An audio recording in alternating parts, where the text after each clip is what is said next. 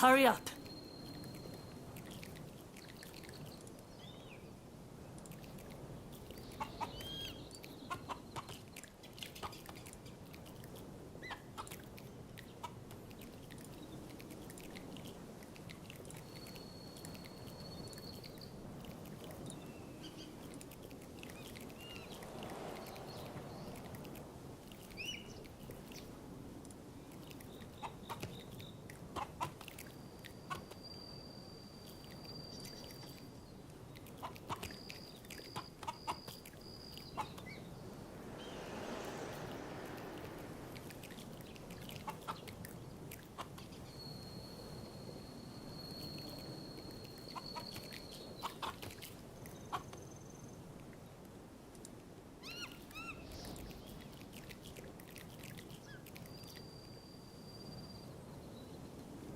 Don't dawdle.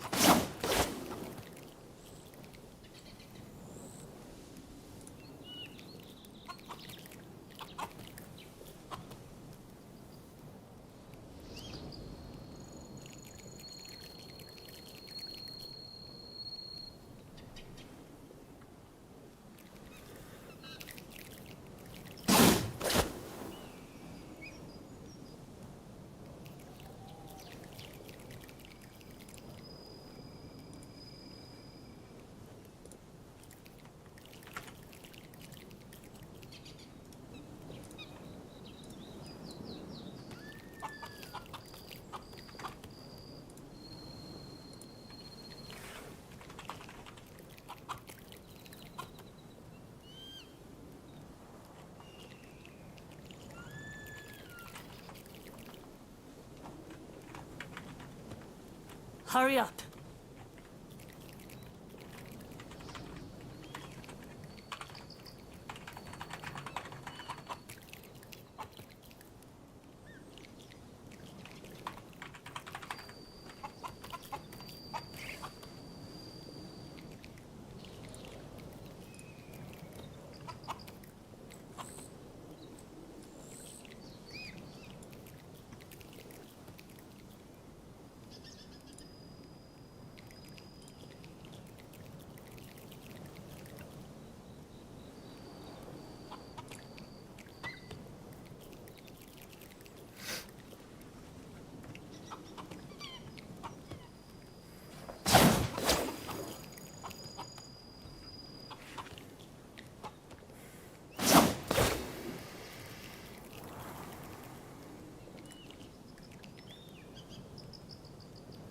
Don't dawdle.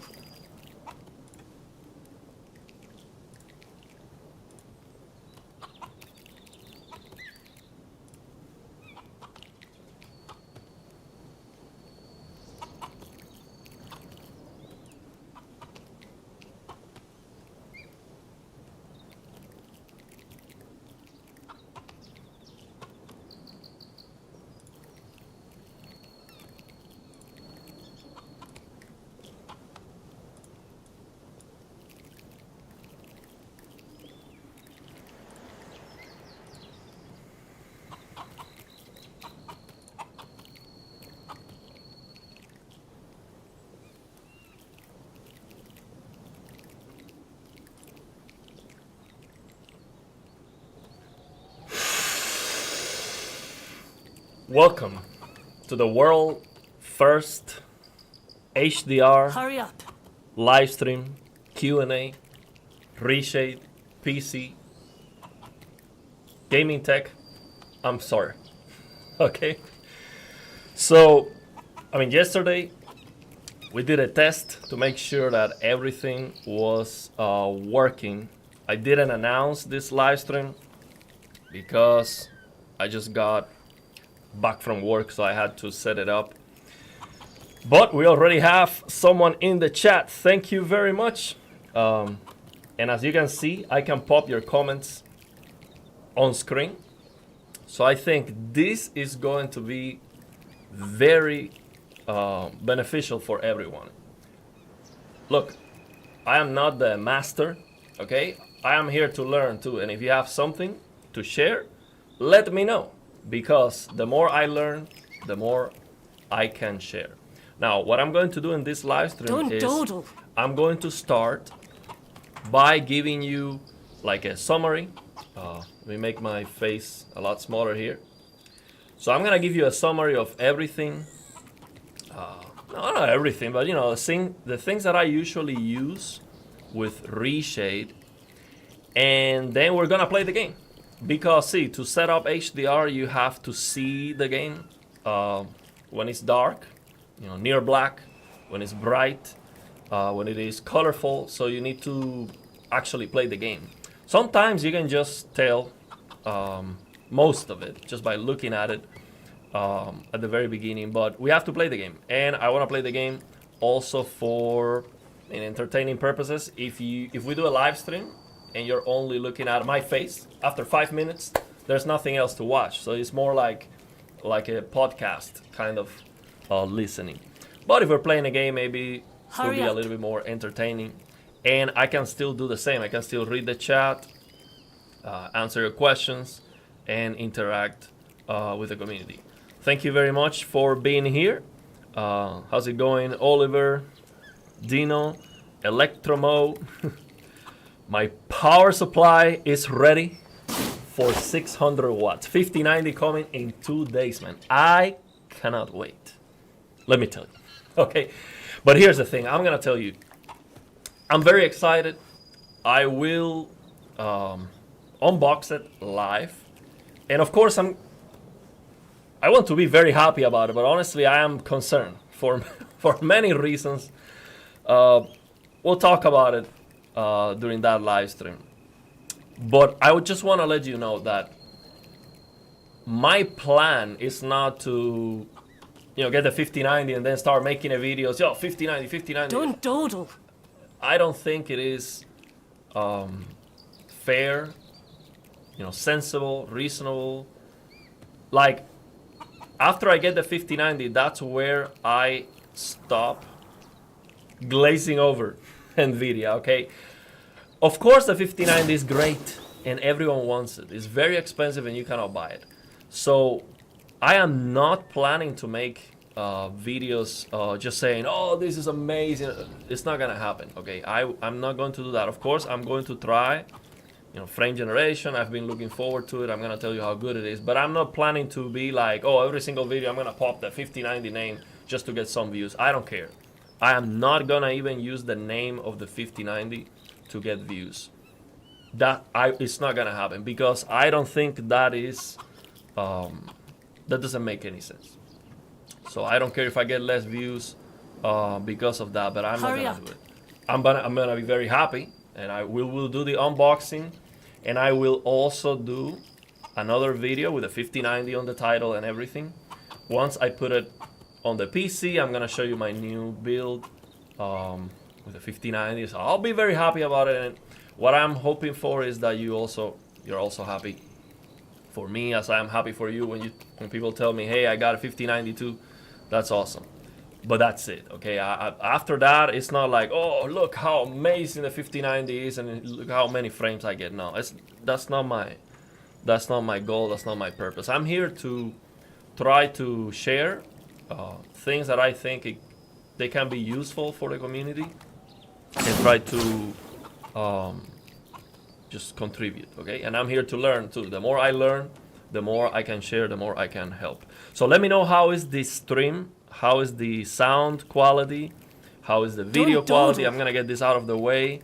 Let me get this out of the way too. How is the game looking? Is it stuttering? Because I increased the bit rate from yesterday's test. So let me know how this is working. Again, I'm gonna play the game, and we're gonna talk about HDR, and I'm gonna share with you all the settings and things that I usually use. And if you have any questions, let me know. I can pop your comments on screen and we can talk about it. So thank you very much for being here, man. I am surprised we have people in the chat already. This was not announced, so I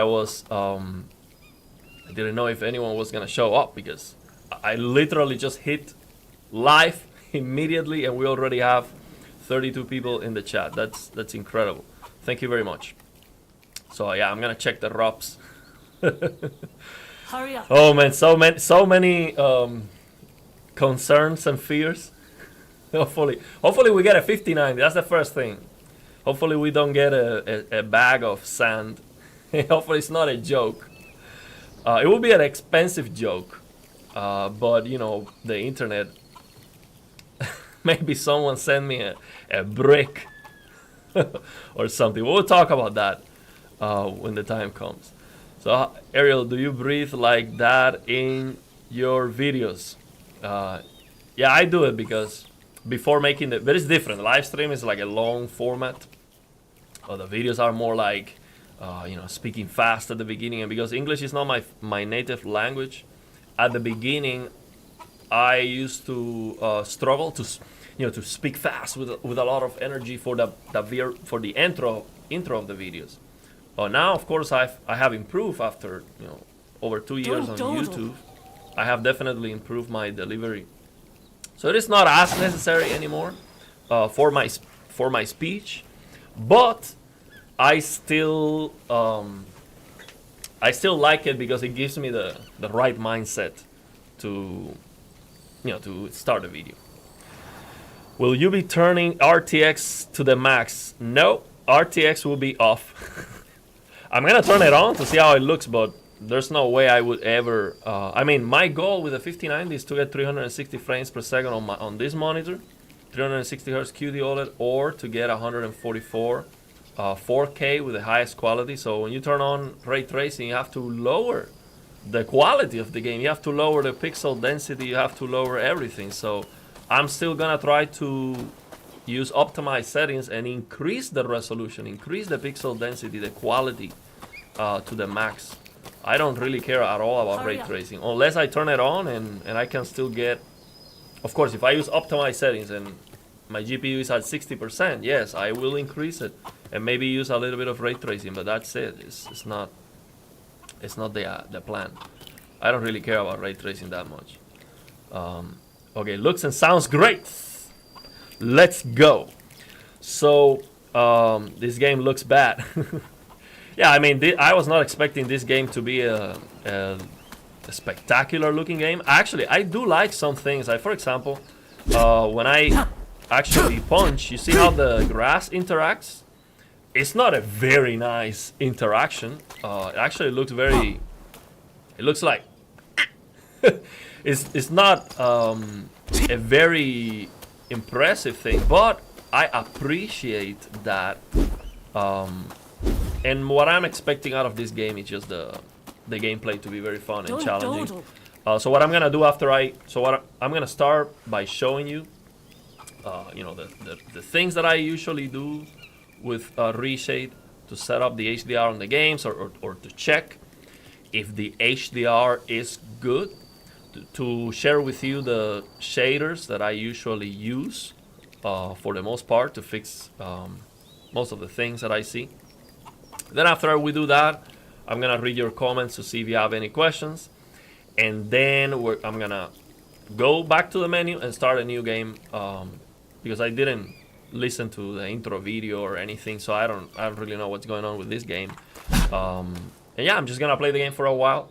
The plan is 2 hours on this live stream, so let's do it and see what happens. I need to play the game also to see how is the HDR, but yeah, this game doesn't look great. It's better than Monster Hunter though. A lot better, I think, already. Lossless scaling on Rogue Ally, 2x at 60 FPS feels good in Sekiro. Yeah, Sekiro is locked to 60 FPS, so that's pretty much all we can do. Looks nice. I miss hearing you on my left. Well, we can turn that on. That was basically I had to turn on mono for the audio. It was a stereo, so yesterday my voice was coming from the left and everything else was the game was a stereo. But yeah, I think this is better. Okay, good. Hi, stream looks good, but here in Europe 5 a.m. Whoa, you know how we do. We do live streams at any time, so you can expect a live stream at a more convenient time for you. So it's gonna happen. My plan is Don't to do dawdle. this a lot more. So we're gonna do this a lot more, and see what happens. See how that works. See if you guys like it. I think the video from yesterday was a test, and it has a lot of views for a live stream. So it seems like you like the idea. So what you using right now? The monitor is the MSI MAG27 1 QPX 360 Hz QD OLED monitor, and I have here an IPS Pixio, like a cheap 1440p IPS monitor. For I have OBS here with the comments, and here I have the monitor. So when I actually play, I'm gonna have the monitor here, and I can speak with you. And I have my phone as a webcam, and I have the microphone. It's a reference microphone. The audio should be good. This is a $1,300 reference microphone. So the quality of the audio should be very good this time, unless I have some messed up settings. So I'll check that out later. So yeah, man, I'm very happy with the 59. It's absolutely crazy. It's absolutely crazy to pay $3,000 for a GPU. But it was a dream. It has been a dream for me. I think for everyone. At some point, everyone would like to do it. Bite the bite the bullet and give Nvidia all the money. I believe so. The thing is that, can you reasonably do that? Can you reasonably justify that? That's the thing. But again, I have a lot to say about the 5090. I'm gonna leave that for the unboxing. I got lucky. I beat the bots and bought an 5080 FE. Yeah, I would have preferred the 5090 Founders Edition for $2,000. That's for sure. But there's no way I could choose. I had to buy whatever was available. So happy for you, man. That's awesome. You got the $1,000 5080. Is absolutely amazing. Just gameplay without your cam is a no-go, Plasma. Streams without face cam could be not that entertaining. On Twitch, the biggest platform for streaming, shows it. Actually, keep the cam if you play. Yeah. Can you see me? The cam is on. Of course, once I start playing, I might make it smaller. But yeah, I have the cam right here. I can change it. I can do a lot with it. So let me see. It's not popping. Boom. So yeah, let's go. So please keep breathing like that in your video, please. So much fun. Hurry up. Yeah, we'll keep doing it. We might start doing it for the live streams. Let's see. Hey, glad you finally get your 1590. Hey man, how? Thank you very much, man. Thank you very much. I'm excited about it. Hey man, how do I calibrate the black floor fix? Okay, let's go. Let me give you. See, look. Let's try to make this as simple as possible, because Reshade is overwhelming, okay? So you go to the Reshade website, just type in on Google Reshade download. You can download that. Now you have two options for Reshade. You can download the full add-on support, which is what I use most of the time. But keep in mind, I do not do multiplayer games. So the Reshade with full add-on supports, so the one that has this tab right here, it doesn't work for multiplayer games because you will get banned, because there are some powerful things that you can do here with add-ons, and yeah, you can only use it for single player games. So you can install the regular Reshade without this for multiplayer games, and that should be fine for the most part. Although you might still get in trouble. I don't know, because I don't have experience with multiplayer games. I usually prefer these single player games. So download both versions, and I'm gonna share with you what I do. When you just open Reshade, you can skip the tutorial. Usually by default, this show FPS on the top right corner is enabled, so I turn it off. You can show the FPS, the clock, frame time, all that stuff if you want. You can modify the size of the text. So let me know if you, this is too small, I think. I think like, you know, Hurry 19, 20 for, it should be a good size. Let me know if you want it bigger than that. So you can modify the size there. And here you can modify the brightness of the overlay. And this is something I really like because, for example, when you are testing a horror game or near black, if this is super bright, then it is so basically your eyes adapt when there's low light. If this is bright, it's gonna mess up your eyes, so you cannot see well in the darkness to determine, you know, to calibrate the black floor to see if it looks good. So this is great because you can lower the brightness here, and this is something that I definitely do when testing near black. I lower the brightness here very a lot, very much. So, but for now, I think this is a good value, like 100 nits, 150. Don't dawdle. So keep it high for now because we are daytime during the game. So the other thing that I do here, let me show you what are the, for HDR, what are the shaders that I install, because again, it is overwhelming. If you select all of them, I don't recommend you to do that to begin with Reshade because it's overwhelming. There's so much options here that you would be scrolling down and it will be difficult to find what you're looking for. Of course, there's a search bar here, which you can type in, you know, Lilium. Let me get some lights on my keyboard. You can type in Lilium, for example, and you see here the Lilium shaders, but you need to know the name of the shaders, so it makes it very difficult to find. So what I recommend you when you install Reshade, and of course, the installation process is very simple. You just run the executable, and you're going to search for the game's installation folder. And the tricky part about installing Reshade is that some games today have an executable that's not the real one, or the one that's gonna work with Reshade. So some people sometimes tell me, hey, Reshade is not working for me, because they think they are using the right executable.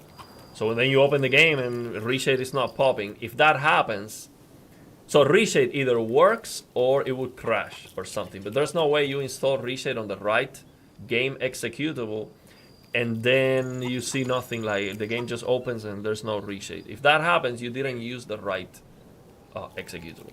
So what you have to do is you have to search inside the folders to see where is that right executable. So for this Unreal Engine games, for example, search for Don't dawdle. An executable that's called Chipping X64 or something like that. So you have to go inside the folders and find that out.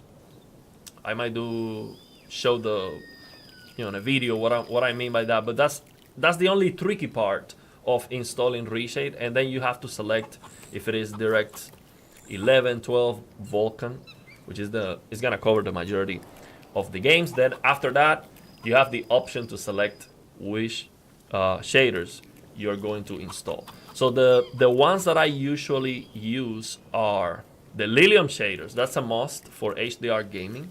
This is absolutely incredible because with the Lilium shaders, so for you to understand how amazing this is, look, this was a privilege exclusive for reference monitors. Reference monitors that cost $30,000. This was one of the biggest selling points, and that's why Lilium, the creator of this HDR analysis tool, he calls this the democratization of the HDR analysis or something like that. So I come from Cuba. I am not big in democratic things or Democrats or, you know, the political stuff. I'm not big into that, but you get the idea. This is like releasing something to the masses for free that was previously cost prohibitive. Okay, so now any game developer, any gamer can use this HDR analysis tool to see what's going on with HDR and to fix it. And that is absolutely amazing. This is free and it is unbelievably good. So this is a must. Before we had this HDR analysis tool, I had to rely on my eyes. And I got good at it, and sometimes I nailed the settings, but sometimes I didn't know exactly what was going on. And now we know. So you just look at this and you know what's going on. So very, very important. So Lilium shaders. The other thing that I install is these PD80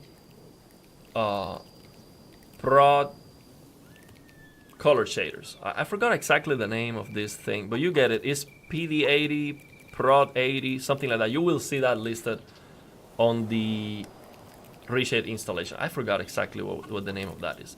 So those are the two that I install. Now there's another one that's called Pumbo HDR shaders or something like that. This Pumbo HDR is very useful. I'm gonna tell you how I use that and what I use that for.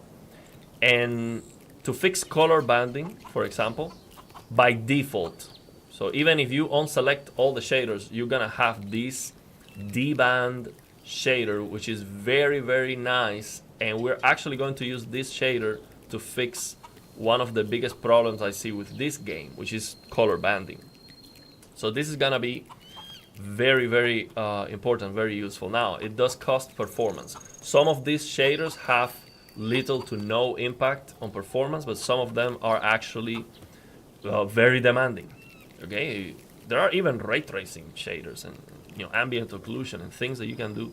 A lot of things you can do with Reshade that is very, very powerful, very nice. Now, to increase HDR saturation, there is a separate shader. I forgot the name. Don't dawdle. It is called HDR Candy Effect or something like that by Lord of Lunacy. I forgot exactly. I have to, after the stream, I might put that in the description of the video, like the name of the shaders that I was using here, so you can find them easily. I forgot. So, well, actually, let me pop Reshade here real quick. I can do that. Let me go. Yeah, let me do that. Let me pop Reshade here to tell you exactly what I use.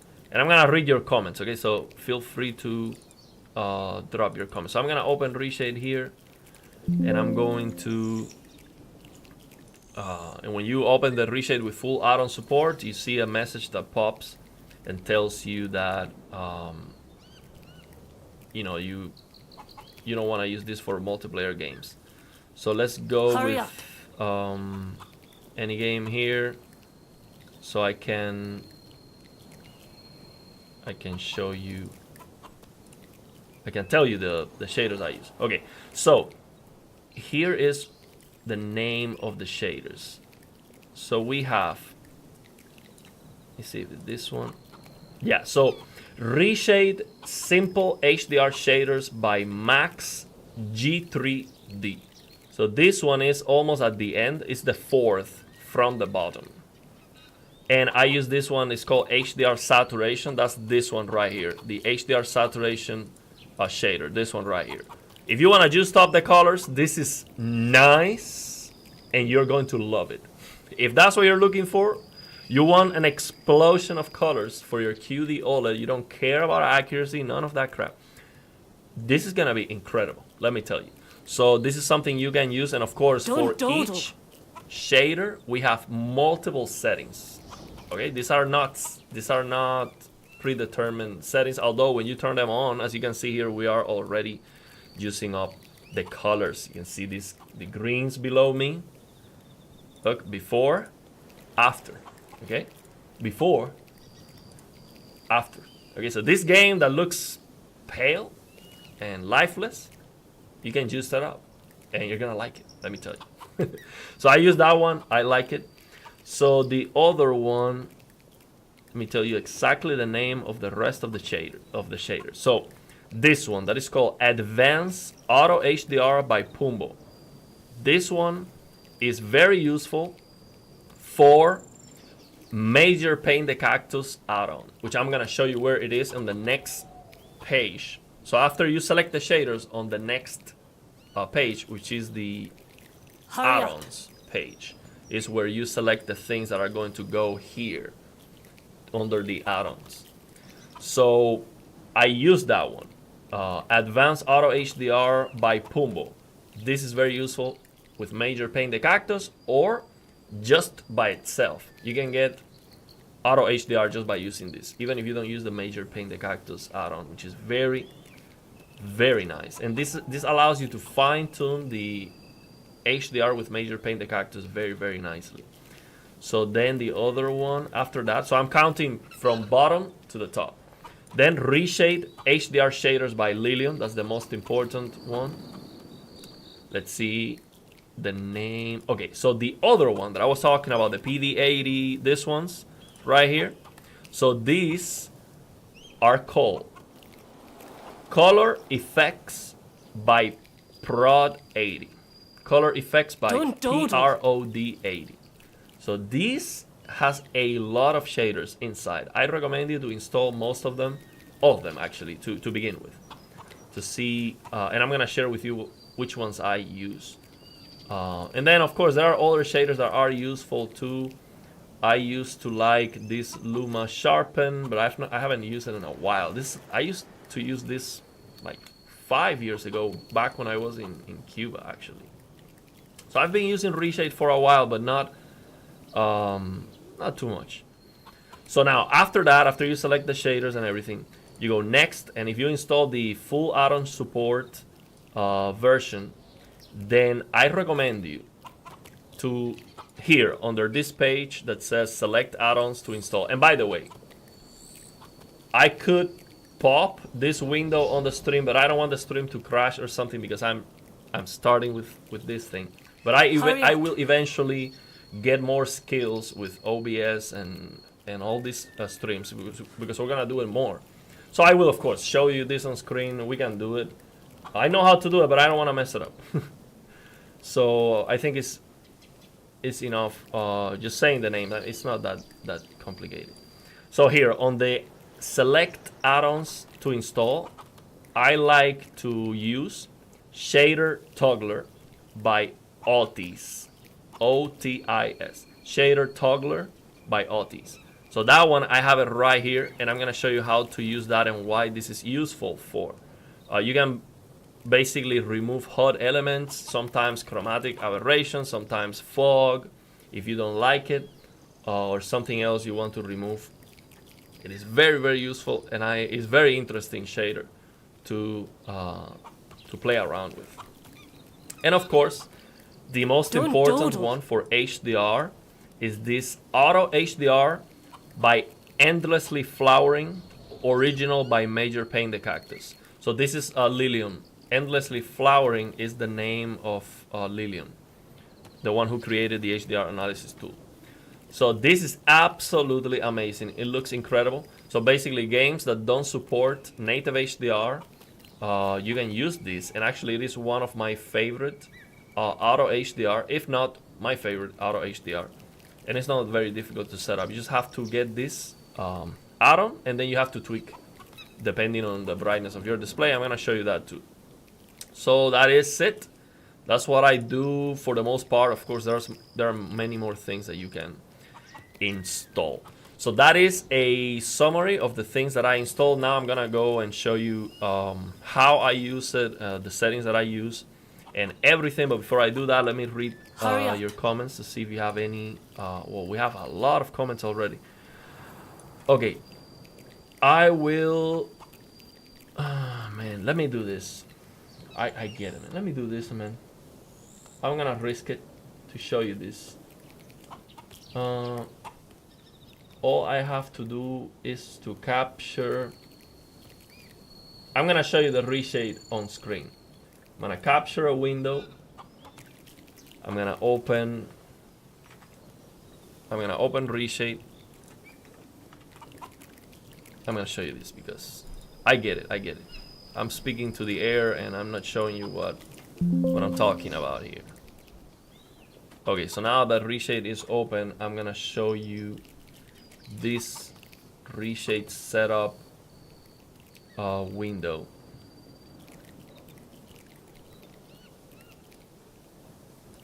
Don't dawdle. Let me... Okay, reshade, boom. There you go. Here's the... Can you see that? Let me see. Okay, can you see these? Let me get it out of the way. Let me know if you can see this reshade screen that I pop at the bottom right. Okay, let me know if you can see this new window I show at the bottom right of the screen. There's a delay between, okay, we see it, okay. So, this is, I just opened Reshade. All you have to do is to select the game. So, of course, you go to browse and you search for the game. But let's say, see this, you see this name right here? Win64 shipping. This is the right executable for the game, not this one. The regular one that has the name of the game and .xc, that is not the game executable. This happens with Unreal Engine games. So you open the game installation folder and you see the executable, and that executable even works. If you double click on it, the game opens. That's not the right one. You have to search inside the folders until you find this one that is called Win64 shipping for Reshade to work. So once you find that one, then you can open the regular one, or you can open this one and Reshade is gonna work. So now you hit next. You select your direct 10, 11, 12. Now if I do this, it's gonna tell me, it's gonna offer me these options because I already installed it. So what I'm gonna do is I'm going to select update, reshade and effects. So now these are the list of effects. Okay, so what I do is I uncheck all of them. You will still get these standard effects, which includes this D band, which we're gonna use. Okay, so then what I do is I scroll all the way down. I select this one, Reshade Simple HDR Shaders by Max G 3D, and I select this one, HDR Saturation, which is the one to juice up the colors. Then I select this one, Advanced Auto HDR by Pumbo. Okay, if you just select this, you get both of them. But if you want to make sure, you select both of them. Then I'm going to select. So this is what I was talking about without showing you. Okay, now I'm gonna show you. That's the whole point of this, right? So I'm gonna show you this. So now here from Lilium, you can install all of them. I don't use this film grain. I would like to ask Lilium, what is this? Why is he worked on this film grain? Because film grain, the only thing I want is to turn it off. But maybe this film grain is to hide color banding. Maybe that's the goal, the purpose of it. Because some developers use film grain to hide color banding. Example, what's the name of this game? Alan Wake 2, which looks absolutely horrible. It's atrociously bad. When it comes to the graphics and the HDR, it's just trash in my opinion. Gaming Tech likes it. I disagree. I think it's horrible. The color grading is just absolute trash. It has like a green color filter that it looks very ugly to me. I couldn't pass the very first beginning of the game. And I did 5 rants about Alan Wake. 5 rants about Alan Wake 2. I disliked that game so much. And it got a lot of praise from many big channels. That's why I ranted so much about it, because I'm like, no, we don't want to praise this and tell the industry this is what we want, because we want all the opposite. But yeah, let me not start ranting about it again. So I don't use this film grain, but HDR black floor fix, very useful. That's something we can use to fix the black floor when it is raised. Although I'm gonna show you that's actually not the real problem.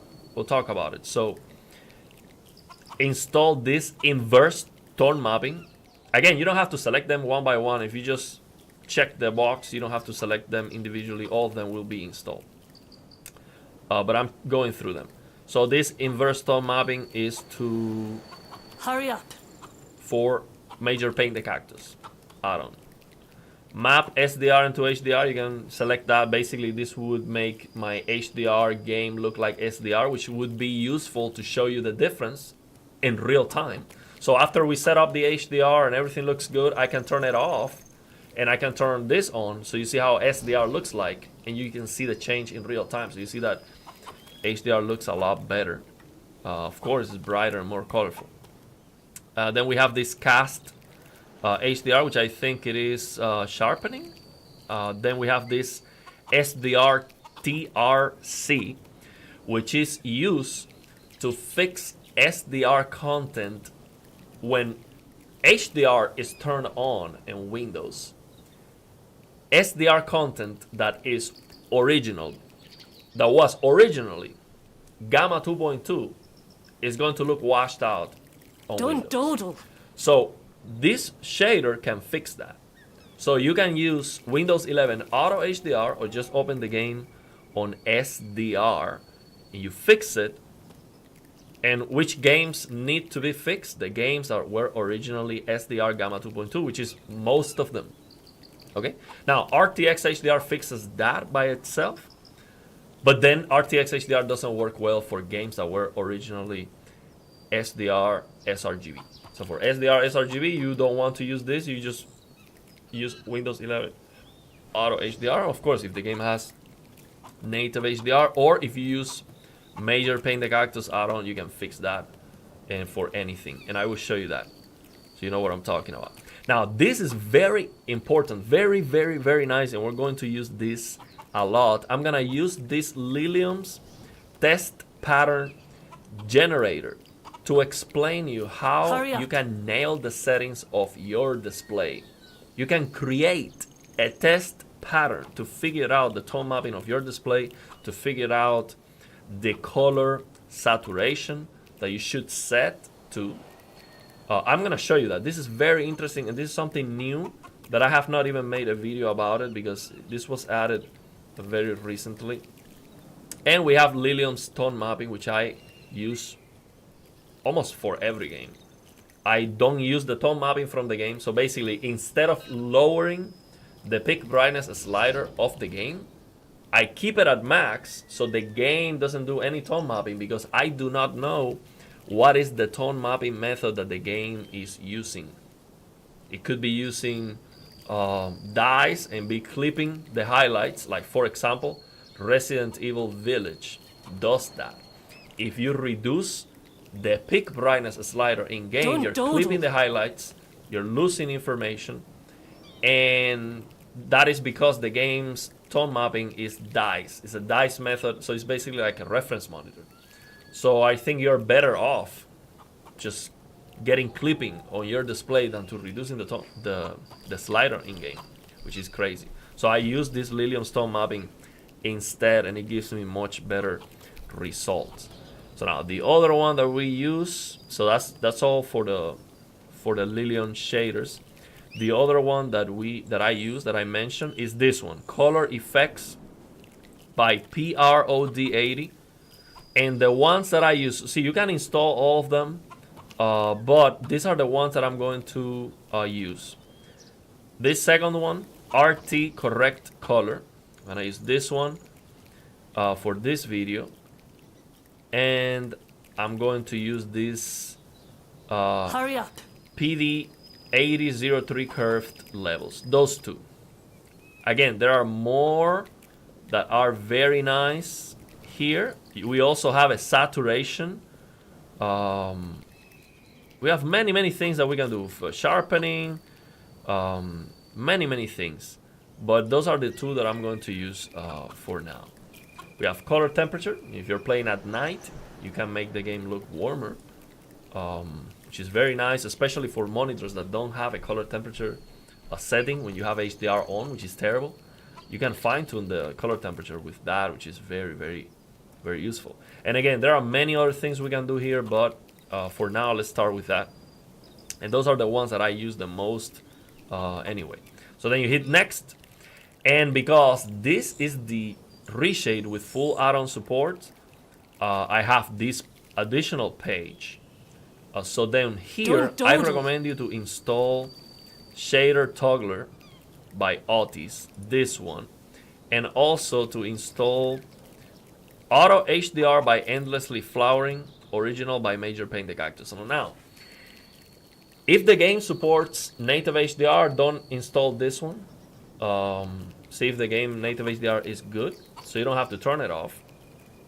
So I didn't install it for this game, and I know why, and I'll tell you why. It's basically you get more color banding than with the native HDR, and I know that because this is the same engine they use for Neo, and I already tested that. So you get a lot of color banding. It looks great, but the color banding is atrocious. Actually, with the native HDR already, the color banding is bad. So you don't want to make it worse. But this, I just want to let you know that this shader toggler doesn't work for every game. It can crash the game. Sometimes this one works. This Auto HDR by Endlessly Flowering, original by Major Pain the Cactus. This works, which is basically, again, to get Auto HDR for games that don't have. And this is actually closer to native HDR than Auto HDR because this enables HDR from at the engine level, which is great. So the thing is, sometimes this one works, but the shader toggler doesn't work. So if you install both of them and the game crashes, this uninstall Reshade and then install it only with the Auto HDR by Endlessly Flowering. Major Pain the Cactus, and then it might work. And if it doesn't work, then uninstall it and then it might work. Everything else might work, but these don't work for every game. It works for most Unreal Engine games, definitely. So let's leave it there. That's all Reshade. You just hit next, finish, and done. So let me read your comments to see if you have any questions. Yeah, I wanted to call the attention on this video because I think it is very, very important. It's one of the most important live streams that I've done, I believe, because I can actually show you things with high quality instead of pointing the camera to my TV. I know it is more popular to see me going crazy in front of the TV, but the thing is, sometimes I'm trying to show you something and the camera is out of focus and it just doesn't show what I'm trying to show you. So I think this is very, very important. I can actually show you things. And if you ask me a question, I pop the question here and we can talk about it. Thank you very much. Let's go. Thank you very much. So I'm gonna read your comments to see if you have any questions before we keep going. If you guys need help, just hit me in the server. I don't know, maybe it's a follow-up. Oh, that's awesome, thanks for the heads up. Okay, let's see. Yeah, it's great and works on any content, including videos. There's whole guides for it in the lossless scaling Discord. Yeah, lossless scaling works for videos too. You happy the HDR stuff to lossless, then anything you scale was HDR. So let me see what you guys talking about. Also, Reno DX has custom HDR grain built in to a bunch of mods that look great and help with banding. Also, Reno DX, you're saying, is using some film grain to hide the color banding. I don't like that. But if it looks good, it's good. Yeah, Reno DX HDR is another mod.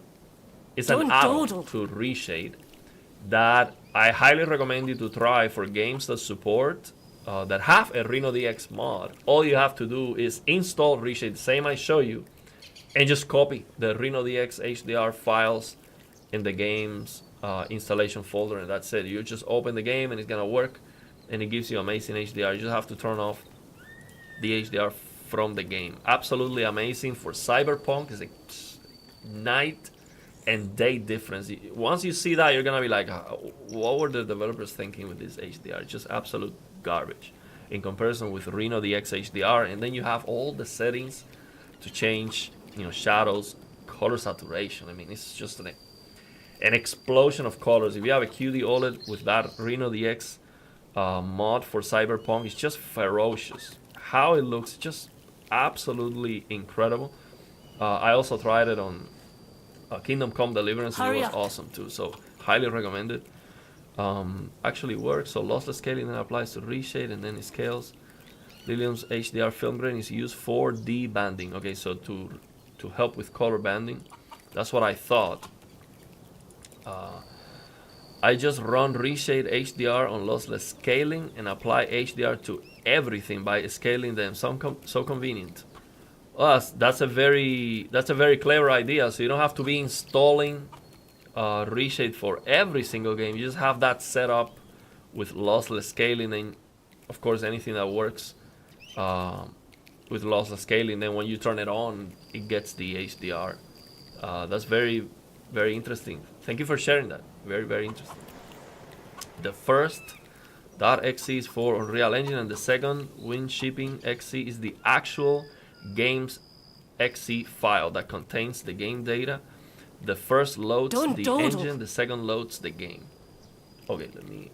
Yeah, you can see the comments over the reshade, but let me get the reshade out of the way here. Okay. Interesting. So let me keep going with the comments. We got a lot of comments, a lot more comments. I'm gonna read your everything I can. Okay, I'll try to keep the stream be 2 hours. So we're doing good. We're doing good. Let's keep rolling. Okay, so let's see what else we have. Just got here. What's your opinion on Special K? I have to try it more. I have not given a Special K enough time. I don't actually know a Special K very well, but I have to try it more. It is very, very powerful. I mean, it's more powerful than Reshade actually. You can have Reshade inside a Special K. So you open a Special K and then Reshade is like a plugin inside it, so which is great. Hopefully a Special K is the app that implements the CRT simulation shader. That would be absolutely amazing. That's the day where I would definitely give a Special K a try again. But I will check it out and I will share what I know or what I figured out, which is not a lot. I have to spend more time with it. Have you tried Reshade HDR with Indiana Jones? I have not installed Indiana Jones. I have not installed it, but Gaming Tech said it was good. You don't like it too much. How's it going? As I understand it, Special K bundles Reshade as well. Yeah. Okay, so let's do this. Let me share now that we are here. Let me share with you. Okay, what's going on with this game HDR? I think it's fine, actually. I was planning to show you how to fix HDR, but this game is good. So the first thing is, this is very good. We start the game right here, and let me make my face a little bit smaller here. We start the game here on the darkness, which is great because this allows us to see what's going on the shadows. And as you can see, we have perfect blacks. Now, be very careful when you are using the HDR analysis tool with hot elements, because as you can see at the left of the, you cannot see my mouse when I am on the game.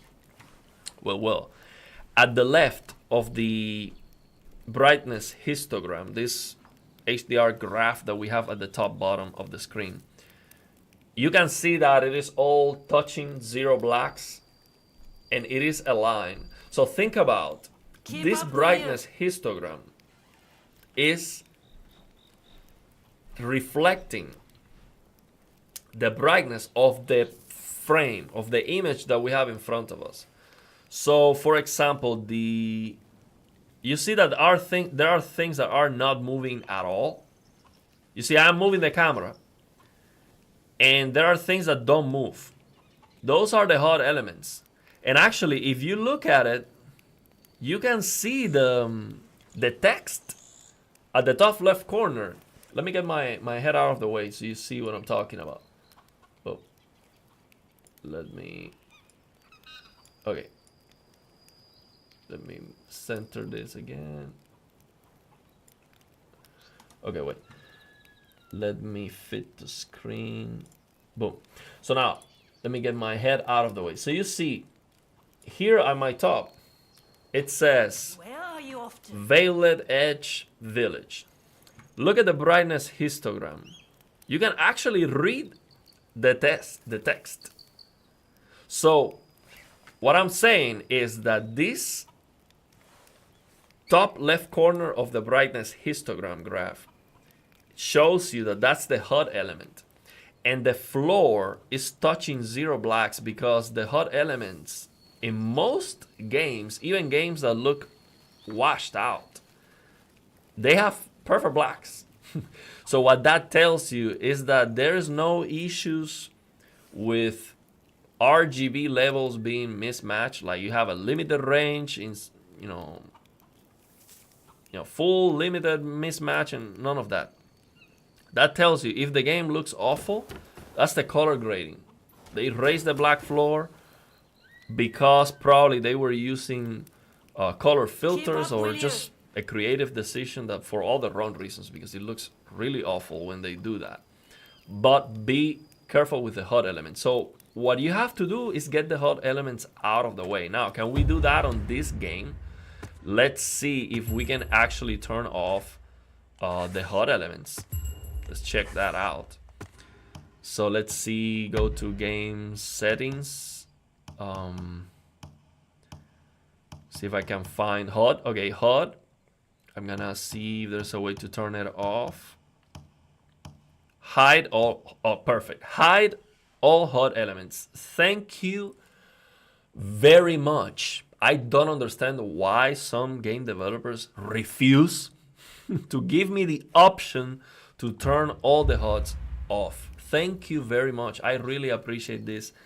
I love to play games without any HUD elements. Actually, I like that so much that if a game is too difficult to play without looking at your health, because it's challenging, and then actually need to use the HUD elements to beat the game, I prefer to lower the difficulty of the game just so I can play the game without HUD elements, without having to worry about the health bar or anything, so I can look at it like this, right? Like it is right now. It is absolutely perfect.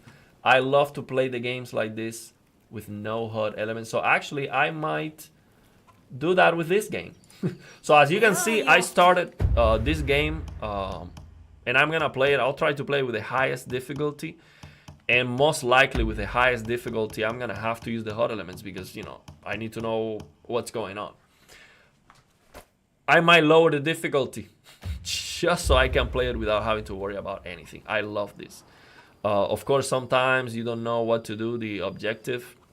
But the thing is, if I need a HUD element to tell me what to do in the game is not good enough. Okay, this one I think I'm gonna like it, but you get the idea. I should be able to know what to do by the character that's right here, my companion telling me, or a commentary or something. I should know what to do. So yeah, that's the thing. So now that we have no HUD elements, let's pop again. Let's pop the HDR analysis tool. Now we can see the real thing. What is going on? There's no HUD elements. What we see in the brightness histogram is the real deal. This is the quality of what we have right now on HDR. And as you can see, we have perfect blacks now. There is another element that affects the brightness histogram. Of course, we see a text popping, and that's a HUD element, a momentary HUD element. Now, the other thing that affects the brightness histogram, because right now you might look at it here where it says minimum. Let me see if I can do this. Let me pop my. Okay, so let me see if I can. Okay, so here where it says minimum,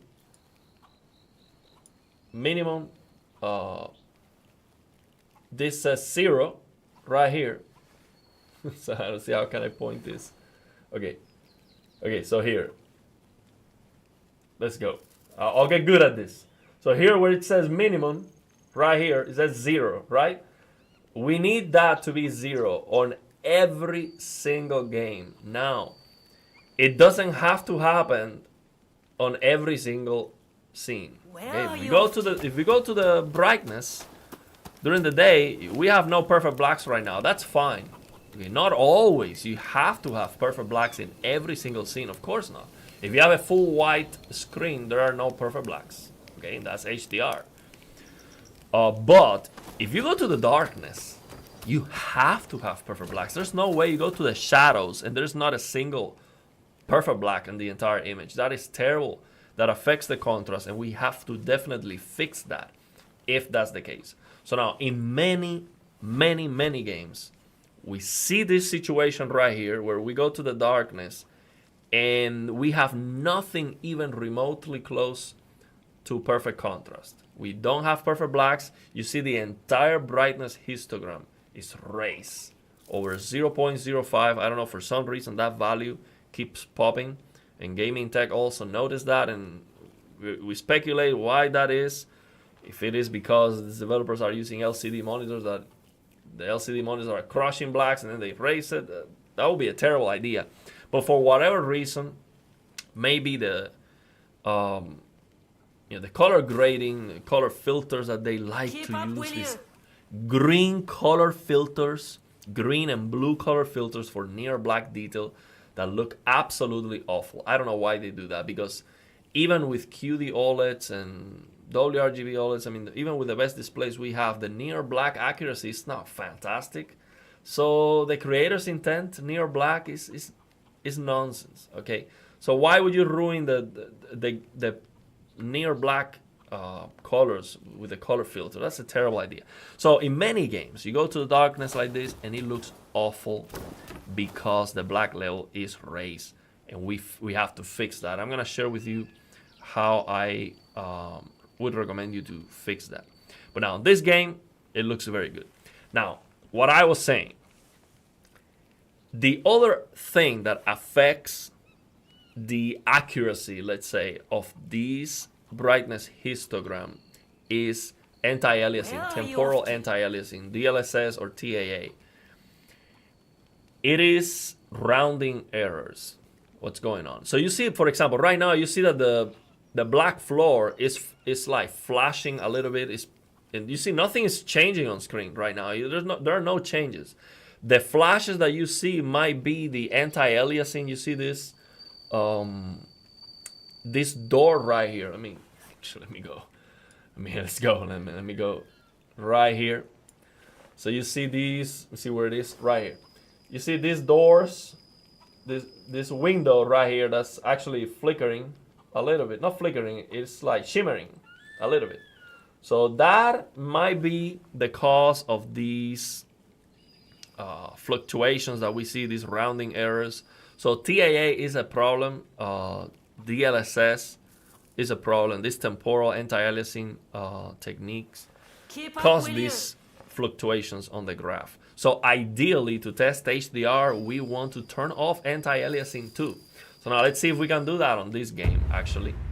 Let me go to visuals. Let's see if we have the option to turn off anti-aliasing completely. That is something that unfortunately is no longer an option in many cases, but now at least we can turn off upscaling.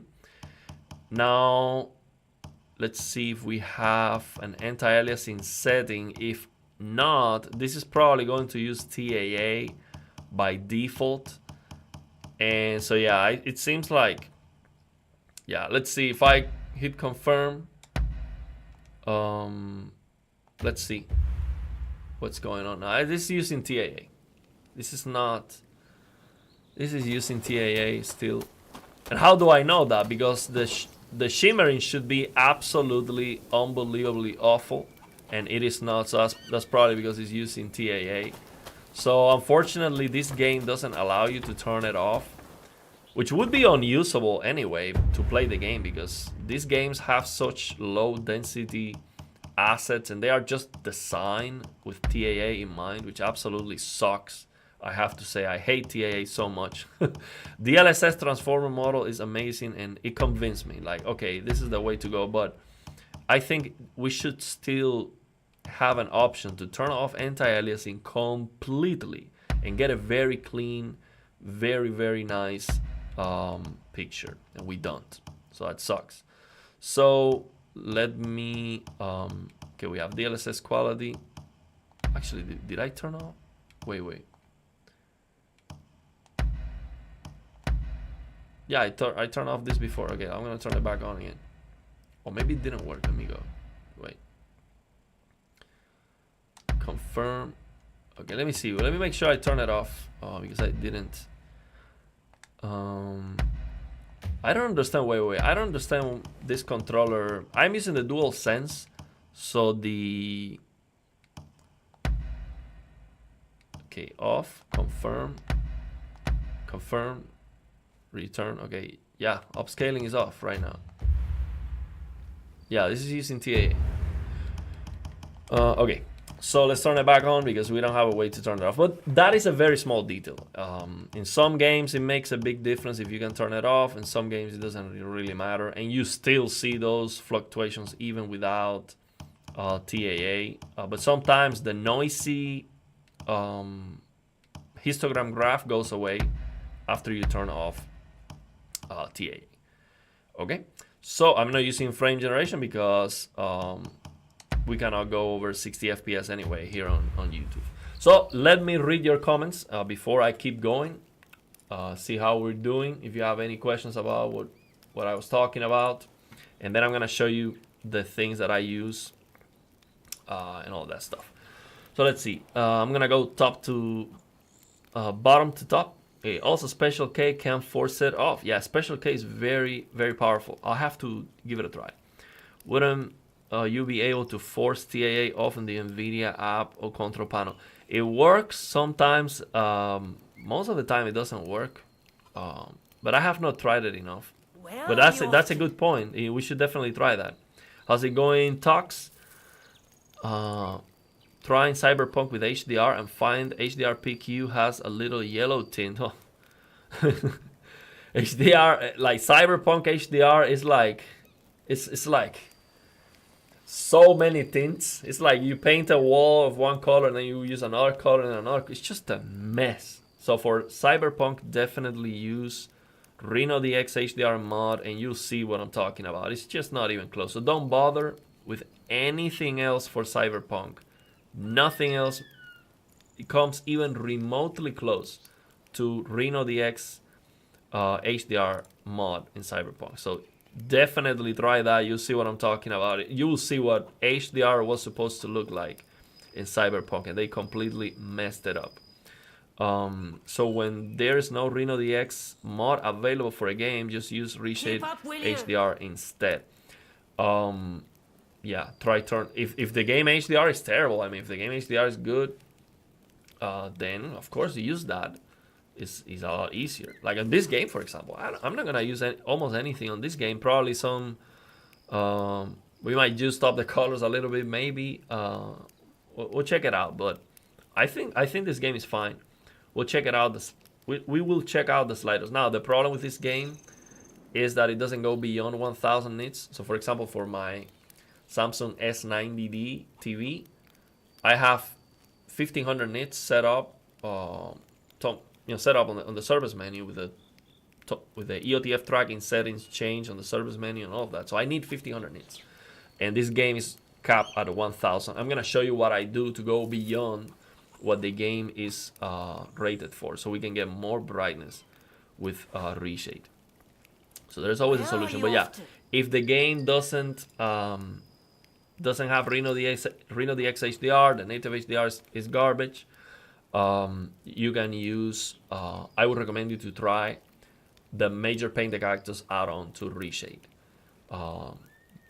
And I will show you how to set that up too. I might close the game, install it, and then let's see if we have time for that. I want to play the game a little bit before we end the stream if I have time. So let's see, we might dedicate a stream.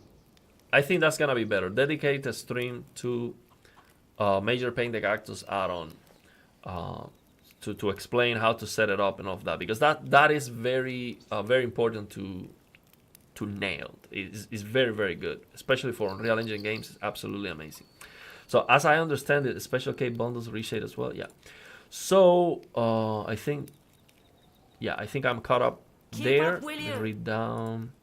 Sometimes turning off TAA breaks the game though. Yeah. Yeah, but I'm saying just to test the HDR, it would be useful to turn it off. Special K HDR is nice too. I tried Reno DX for Cyberpunk, but it crushed blacks.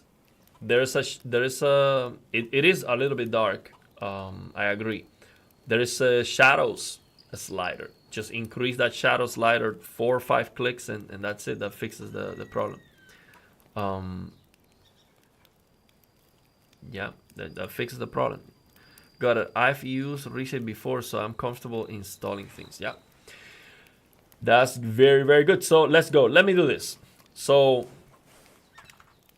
let's see what we can do on this game to improve anything, and then I'm gonna start playing it to see how it looks, see how it plays. I'm gonna actually play this game probably, most likely. These are the kind of games that I like. So let me make this big, and I'm gonna show you what I do, how I use this thing. So of course, you see here on this HDR analysis tool, you can see. Let me get my. Oops. Okay. Let me get this. Okay, so you can see here. This is what you have to look for. Max brightness.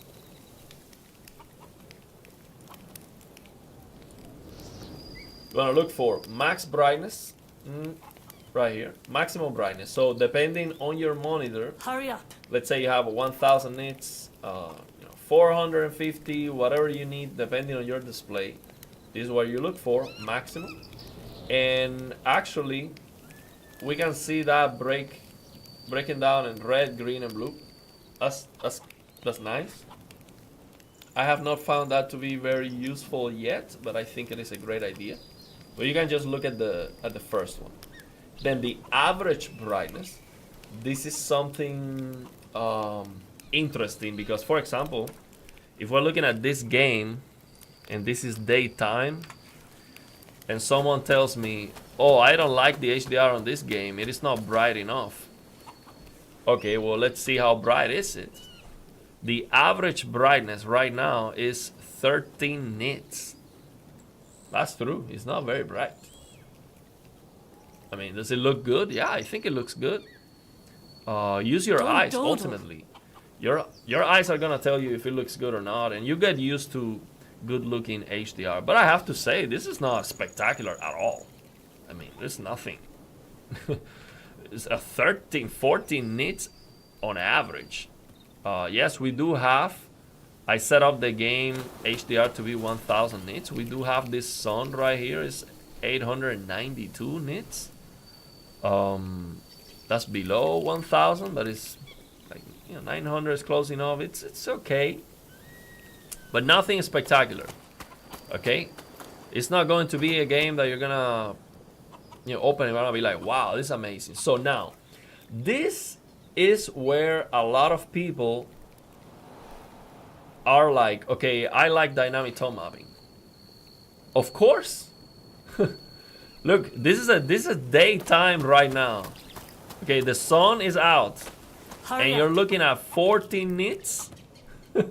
Of course you like dynamic tone mapping. You turn dynamic tone mapping on your LG OLED or active tone mapping on your Samsung TV, and it's going to boost. It's gonna bright everything up, and it's going to look better. Absolutely, it will look better. But if that's what you're looking for, it is better to increase the brightness using Reshade than to use the dynamic tone mapping or the active tone mapping, because the most accurate HDR mode of your display will look the best if the content is giving you the brightness that you want. Basically, if the content looks great, then it will look great on your display if it's accurate. So now for me right now, this is fine. I need to play the game more because maybe This is the mood that the developers were going for. Don't They, dawdle. they don't want this super bright day right now. They think this is okay. So I have to play the game more to get a better feeling. Maybe at some point it will be bright. Now, if I play the entire game and there's a lot of daytime scenes that are supposed to be very bright and none of them are bright, this is like 30 nits all the time, then I will be like, okay, the HDR on this game is not great. This is not supposed to be like that, okay, in my opinion. But that was the creator's intent. So that's where you use Reshade to change the creator's intent. You fix it instead of using the dynamic tone mapping on your LG or whatever. But the dynamic tone mapping on your TV is an easy solution, so I'm not gonna say never use it. I don't use it because I prefer to fix it with Reshade if I have a problem with it. Let me fix the scaling here. I move it. Hurry up. Fit to screen. Okay. So that's the thing to look for. And then the minimum that we talked about already, that's the black floor that we have to make sure we get right. So now let me read the comments and then I'm gonna show you. Yeah, pitch dark room. Yeah, that is one thing. Right now I'm not in a completely dark room because otherwise you cannot see me. But I am always, to play the game, just turn off the lights completely. Joy, have you experienced crashing on Cyberpunk with the latest DLSS 4 update? Using the transformer model causes my game to crash within 5-30 minutes. Others on Reddit have experienced this. Oh, my PC have been crashing left and right, blue screens. It's the Nvidia drivers.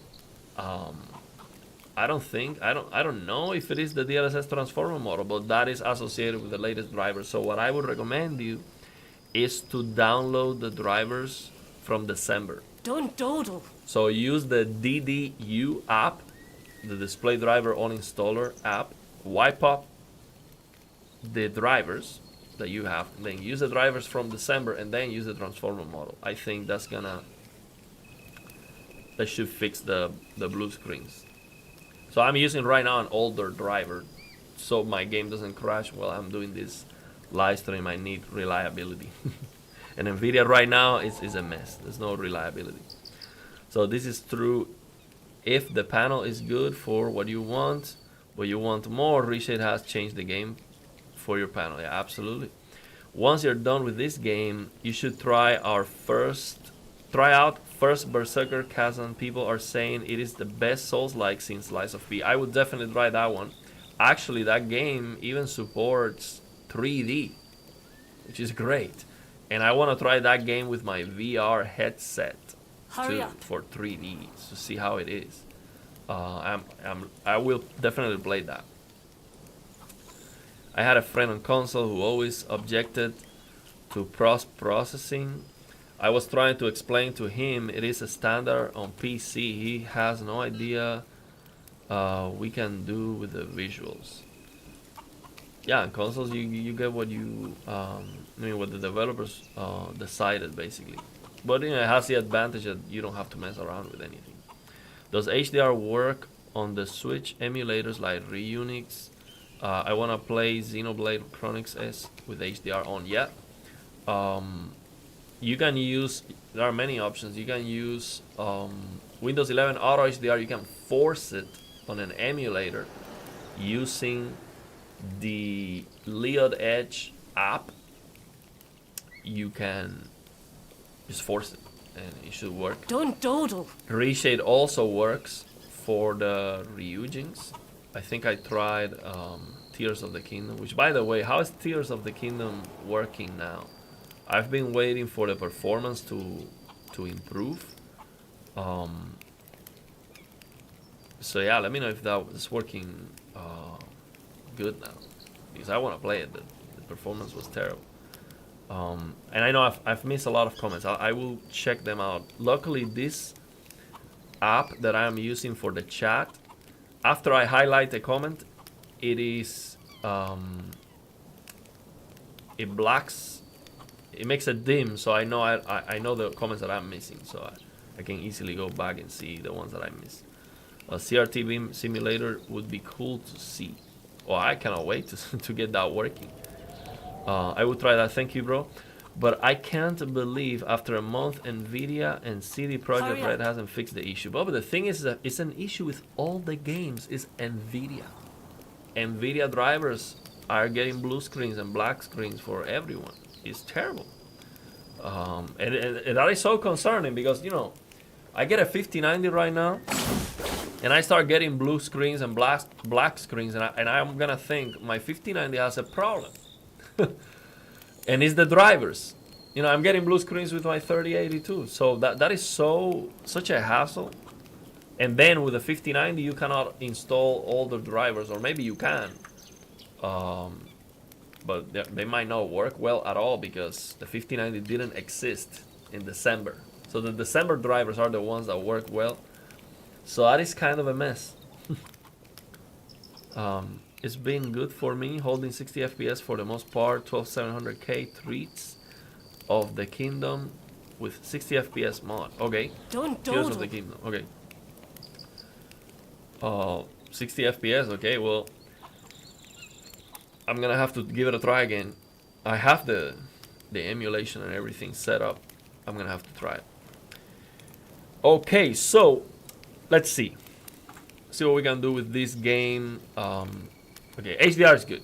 So now, the problem with this game right away, okay, it is not very bright. I mean, 17 nits in a sunny day, that's not great, but still, it looks fine. But one of the biggest problems with this game HDR is that it doesn't go beyond 1000 nits, and there's a lot of displays out there that are beyond 1000 nits. Now, you might think, well, the standard brightness here was 300 and you lowered this to 250, so there you go, that's your problem. Well, I thought that this standard brightness was going to give me 250 nits on average in a sunny day, and it is not. So I don't think that's that's good at all. So what I'm gonna do is I'm gonna max this out to see what happens. So I see clipping. I just max this out and I see clipping. Let's see what's going on. So there's 1000 nits still, but the sun disappeared.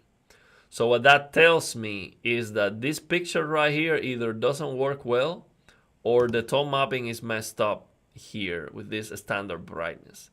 And if that's the case, I don't even want to touch this slider. And then I just want to use Reshade. So let's see how the game looks after doing this. Max out the midtones. Let's check out the game. It's the same. You know, 11 nits on average. And now the sun is not clipping because, I mean, it's clipping a little bit, but it's just so small. We would need more examples with highlights to see what's going on with that. But because I didn't see a change that was positive at all, I would not touch that at all. So what I would do is just keep it at default and then try to fix it with Reshade. So what I would recommend is that try the sliders that the game. Well, actually, this didn't work. That's why I didn't see any changes. Let me. Okay, confirm is X. Let me go back.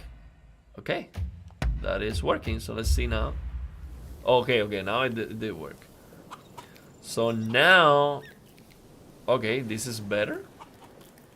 It is brighter on average. So this looks more like a sunny day. Yeah, this is better. It's double the brightness, which is like one. So every time you double the brightness, that is like one thing you can notice. So every time you 2x the brightness is noticeable, basically. So this is good. Now, when I look at the sky, I cannot see the sun. That is terrible. So the sun disappeared. So what that tells me is we cannot do that. I cannot max out that slider. The sun disappeared. That is a strike number one. Let's see the darkness. Well, at least I still have perfect blacks, which is good. But there is something wrong about maxing out that slider because I still have 1000 nits, so my monitor right now is in the 1000 nits mode, so it should not be clipping like this, and it is. So when that happens, the game tone mapping is doing it. It's causing the issue. So I'm not gonna do this. I cannot do this because I'm gonna be clipping highlights during the game in many places. So what that tells me is I don't want to touch that slider at all. I would just keep it at default. Let me go. So I'm just gonna keep this one at default. Revert to default. Let's see saturation. This might be useful. Let's max out the saturation and see what happens. Max out. See how that looks. So if we look at the colors, which is another thing to look for. Look at the, let me show you here. Right here. You can see, oh, I messed this up. Let me go to transform, fit to screen. Okay, so look at here the, okay, again.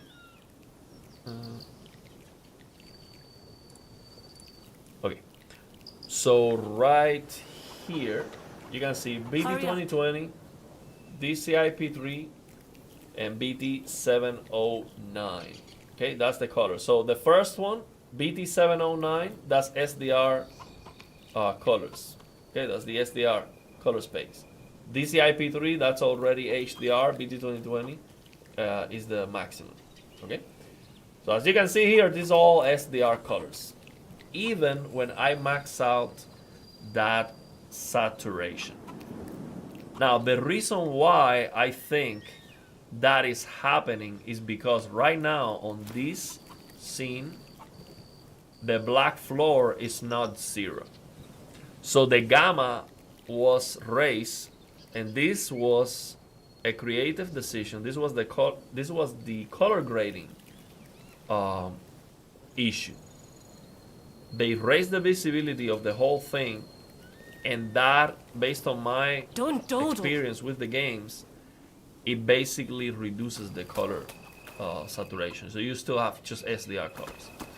So, and there's no, you don't want to lower the black floor right here, because if you lower the black floor here, when you go inside, you are going to crush blacks. So one thing that you can do is juice up the colors. That's probably what I would end up doing, but I'm gonna show you something very interesting, a shader that might fix that actually. So let me show you here this shader. So let me get out of the way here. So I'm gonna show you this shader. Keep up, will you? It's called PROD8001BRT correct color. So once we click on that shader, we go down here and we see all the settings. Now, very important, on Reshade, the order of the shaders matter. So the way this works is it goes by, okay, which one is the first, then we do the second one, and then we do this one, and then we do this one. So for example, let's say I have the HDR analysis tool right here at the very top. And then I use another shader. Let's say I use this one, okay? I would right click and move to top. So anything that I do with this shader will reflect on the brightness histogram. But if I move this to after the HDR analysis tool, I can make any changes right here. I will see the game changing, but none of those changes will be reflected on the HDR analysis tool. And as you can see here right now, if I turn this on and off, you see the game changing a lot, but the brightness histogram is fluctuating, but it's not being affected at all. Now, if I move it to the top and I turn it on and off, you can see the whole thing goes up and down significantly, okay? So now, my point is you want to have the HDR analysis tool at the end of all the modifications you do, so you can actually see what you're doing here with the HDR analysis tool. So now we have it on right now. And I'm going to add a toggle key. So to add a toggle key, just right click, and then I'm gonna just select one. And I have the HDR analysis tool with 7. So you can get in and out of this reshade with the home button. So let me get out of it. I'm going to get this out. And I'm going to toggle on and off this shader just by default without making any changes. So right now, this is how you can see the creative decisions that these game developers do before. This is how the game looks without anything, okay? After. So it is on right now. So before, after. Before, after. So what's going on is that when you turn that on, it's changing the color grading. It is changing the color temperature and everything. Now, I don't recommend you to use this shader by default because it is going to change too dramatically. And it is changing the color grading on the fly, and you will see some flickering and things looking weird. See how it changes constantly. It's changing the color temperature, the brightness. It's going wild. So this is unusable by default. You have to change it. But now, if we look at the brightness histogram and the colors again, the black floor is closer to 0. Okay, but now here's how we're gonna use this shader. This is what I like to do. So I like to lower this time-based fade speed, lower this significantly so I don't notice those rapid changes. So I lower this to like 0.005 so it changes smoothly, slowly basically, so I don't notice the changes happening. This is a way where we can make this usable, but depends on the game. If the game is changing constantly, then this is not usable at all. But if the game is solid and it's always using the same color grading and it's not changing at all, this might be usable. So now what I wanted to show you is let's fix the settings here. So enable white point correction for the white point. This will remove the tint. This will remove the creative decision, the color grading that the developers decided to go with. And this respect luma, as you can see here, will respect basically this brightness that we see right here. Boom. If we click here and not respect luma, then we would have to do tone mapping. And actually that might be a good thing, and I will show you how to do that. So for now, let's leave it like that. We also have these options here. Now the black point to remove the tint. So now let's say the only thing you don't like about the game is the black floor because it looks kind of messed up. You don't want to change anything that is not the black point, but you want to fix the black level race. So basically the game has near black, it looks green and it's very, very awful. So you just turn that on, and then near black you are not going to see the green tint or the blue tint near black, and the black floor will be fixed. So this is a way that I really like to fix the black floor because this works dynamically. What that means is basically when you go to the outside and there's no longer a green tint, this would not be aggressive. But now as you can see right now, look, the black floor is now down to 0 actually. Hurry up. And it was not like that. So if I turn this off, boom, the black level is raised. But as you can see, if I only do that, then the game becomes even darker. So we have like 20 nits. If we turn it on, we go down to like 12 or 11. So we are reducing the brightness significantly. So what we want to do is, if we do this, enable black point correction, we would want to enable the white point correction. And then we want to do tone mapping. So let's try Lilium's tone mapping. After this, let's try this BT2390. We're gonna say that the target brightness, let's see what's going on here. So I'm gonna turn it off. Let me give it a hotkey. I'm gonna give it a 4. Let me turn it off. Don't dawdle. So we have 10,000 nits maximum peak brightness. So I'm gonna turn it on, and then I'm gonna come here.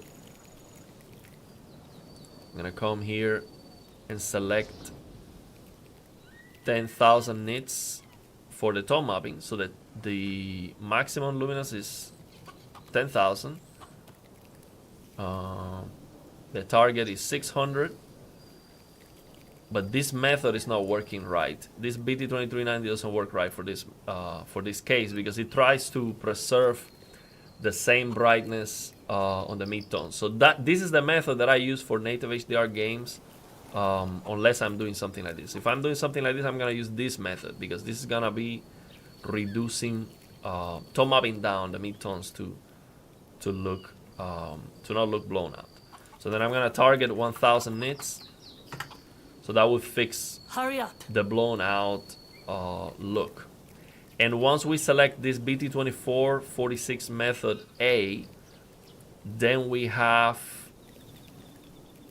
let me see which option we have here. No, just that option. But if we select BT2390, then we have this black floor fix options here to lower the black floor. And if we select the dice method, which is like doing like clipping, like you would just clip the highlights. That's what the Resident Evil Village is using. That's why it clips the highlights when you reduce the brightness. Doesn't work very well for Resident Evil Village, but this might be actually usable. It is almost the same as BT2390. It's gonna look blown out. But if you use dice, then you have the options for dice under here. So now let's see if this makes any sense. I'm going to turn this on and off. So as you can see here, look, I have these two hotkeys, 1 and 4, which I'm going to turn on and off to show you the before and after. So let's go here. This is how the game looks without any modifications. And you can see the HDR analysis tool. We have some, minor black level rays here. We have 20 nits on average for the daytime, and it doesn't look, very bright. So I'm gonna turn on this. Boom. It looks significantly brighter, more juiced up. Actually, too colorful. For some reason, this looks extremely colorful, which I don't like. It's actually kind of blown out. And the color banding is absolutely atrocious. This is not good at all. This is not working well at all. This looks blown out. It's not great. Okay. So I would not use these.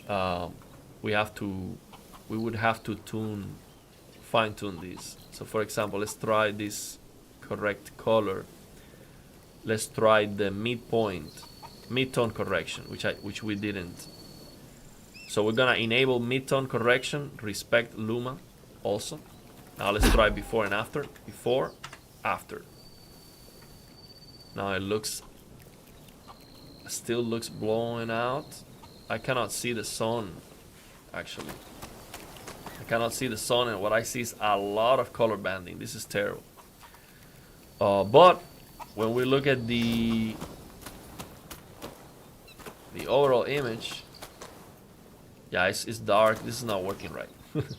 So I would have to play around with this and see, if this makes sense. But this is something you can try, basically. To fix the color grading, you can play around with this to see if you can find something that makes sense. This takes time. Sometimes you can find an easy, quickly fix, but yeah, it's not easy. Sometimes it just doesn't work. Of course, we can reduce the intensity of these corrections here. So that's why I say this takes some time. So we're not gonna use these for now. We're going to let's try the Lilium Stone mapping by itself without the correct color. So let's try this. And I'm gonna read your comments, okay? Let me finish with this idea, and I'm gonna read your comments. So now let's see if we can do something about it, about the game not looking very bright with the Lilium's tone mapping. No, this should be set to 1000 nits because the game is 1000 nits. Target luminance 1000 nits. So if I turn it on and off right now, well, it is looking brighter.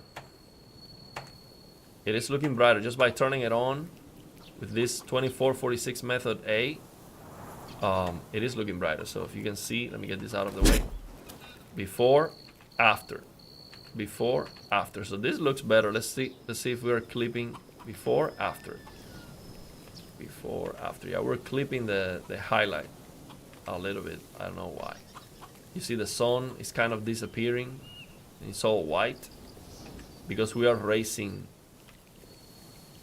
We are racing that. Huh. So I would take some playing around with this. Yeah, I have to test it more to see if I can. Basically, what I'm looking for is to increase the visibility, the brightness of the midtone. So this daytime doesn't look so pale. Right now it's like 20 nits. So I'll have to test it more.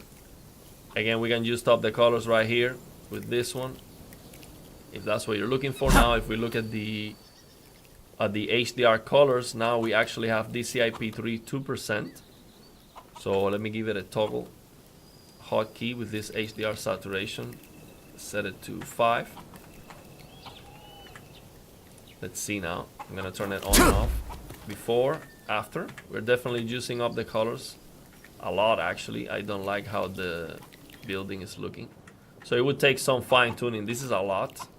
We can come here and lower the saturation. This is a lot.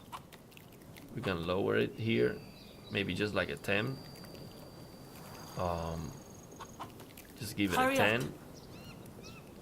See how that looks now. We go before, after, before, after, before, after. Minor difference. So you know you can adjust it, play around with it, see how much would you like to use that one. So yeah, basically on this game we have to fix 2 things right now from what I can see. If you want to get a little bit brighter daytime, we have to figure that out. That would take some playing around with the settings. And we have to fix the color banding. I see a lot of color banding on the sky. So for that, it's not actually difficult. There's this shader here called D-Band. You can just turn it on. And that gets rid of most of the color banding. Now there's a performance penalty. Right now, my GPU, I'm gonna tell you the performance penalty. Let me give it a hotkey. 2.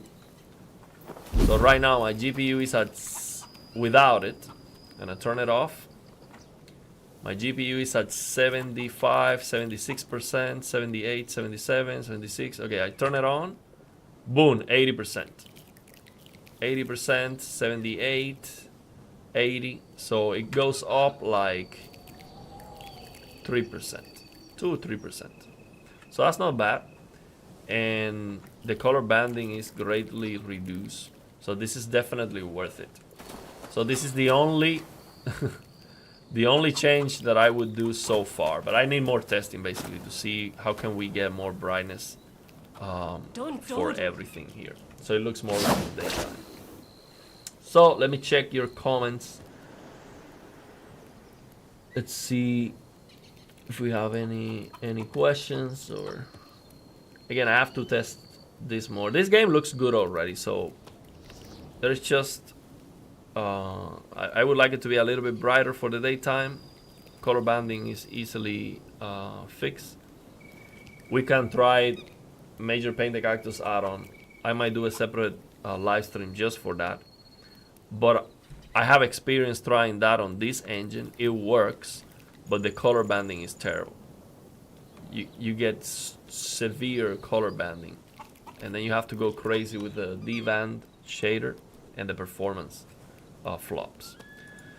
So we have the 5090 coming in 2 days. Actually, one day, Wednesday. 5090 coming on Wednesday. So I'm already, of course, tracking the FedEx package. It's on the way. So we'll do a live stream unboxing for that. I like this software for HDR color. Tomorrow I'll see this video better. Now I go to sleep. Good night. Let's see how late is it. Oh, we're good. So we're still like 30 minutes. I want to go to sleep early tonight.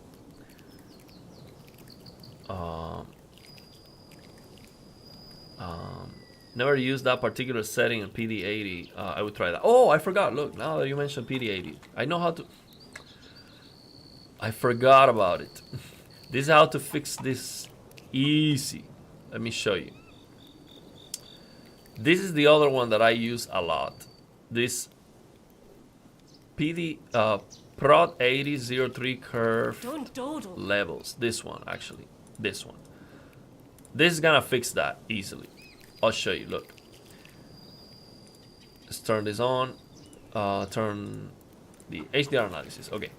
Look, this is how we're going to fix, not fix, but increase the visibility for the daytime easily. So we're gonna use this shader, 03 curved levels, and we're going to see if you can see this. Let me get this out of the way. Okay, so this is how you can do this. Turn on this curved contrast visualize. So you just type in 1, hit enter, and now you're gonna get a graph here at the top right corner, at the bottom right corner. So now this graph is the reference. So any changes that you do are going to be deviating from that reference. Okay. So what do we want to do? We want to raise the visibility of the midtones. We can do that easily. Let's try this. So the more you lower this, what you're doing is basically you are lowering. Let's say if you are here at the, close to the top, you are changing the very top of the graph. Okay. If you want to change the midtones closer to the midtones, you will lower these two, the shoulder position X and the shoulder position Y. So I would try these. Let's try it over here. Let's see how this works. Now keep in mind, when you do this, you see the bottom Don't dawdle. is out of reference already. So it is not only affecting this curve that we see, it's also at the bottom. So what I'm gonna do is let me set this first to a point where I like it. Let me get this out of the way. So I want more daytime brightness here. So I'm going to increase this more. Okay, this looks brighter, but I don't want to overdo it. This will change the peak brightness to the black floor, everything. So we're gonna mess up the whole thing. And we're crushing blacks too, I'll fix that. But this looks brighter now. Ultimately, you have to use your eyes. So then, let me get these. Let me get the comment out of the screen so we have more space here. Okay, so I'm looking at the daytime brightness. And of course, we have the HDR analysis telling me 36 nits, so that's not very bright, but it's okay. Let me go and increase this more, but I don't want to overdo it. So let's try. This is a setting that takes a while, and it takes playing the game to nail to where everything looks great. So now here I need to compensate actually, and I need to increase this visibility, but I don't want to overdo it because then things start looking washed out. But I think here is a good value. So let's check this out. I'm going to give a hotkey. I'm gonna go with 3. Now let's go before and after with this. Before, after, before, after. Well, this looks better. Now let's see if we are clipping the highlights. Before, after. Yes, we are. Don't dawdle. So to prevent that from happening, I have to make sure when I increase the visibility, I don't increase it that close to the end. So I want to reduce these two basically more. I want to reduce these 2.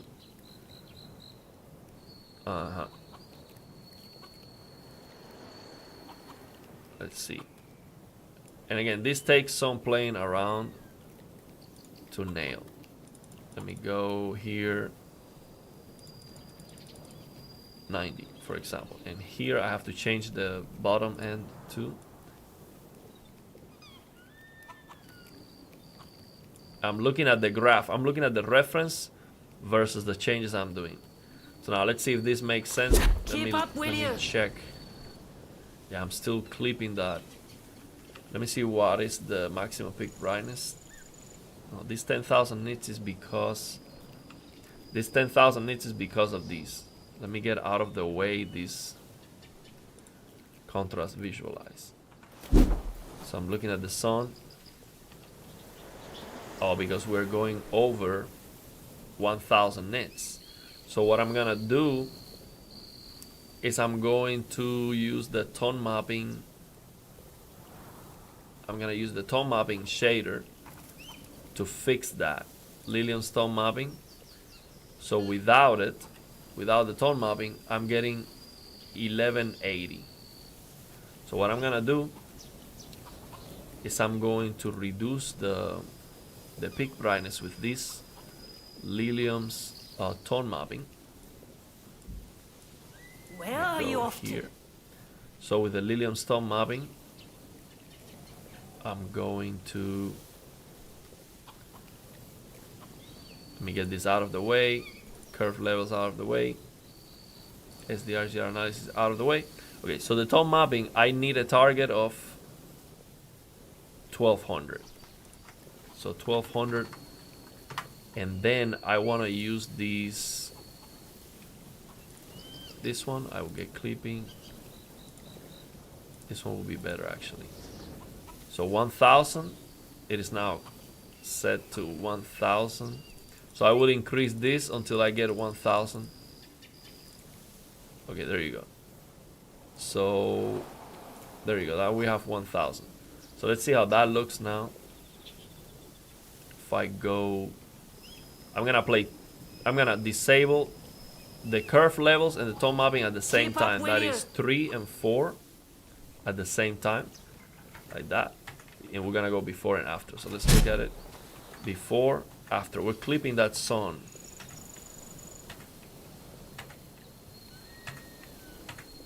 Yeah, it is tough to increase the visibility without clipping that sun. So I need more playing around with it. But if we look at the rest of the game, it looks brighter, of course. We're going from 18 nits average to 24. But it's not worth it because we are clipping here the sun and that doesn't look good.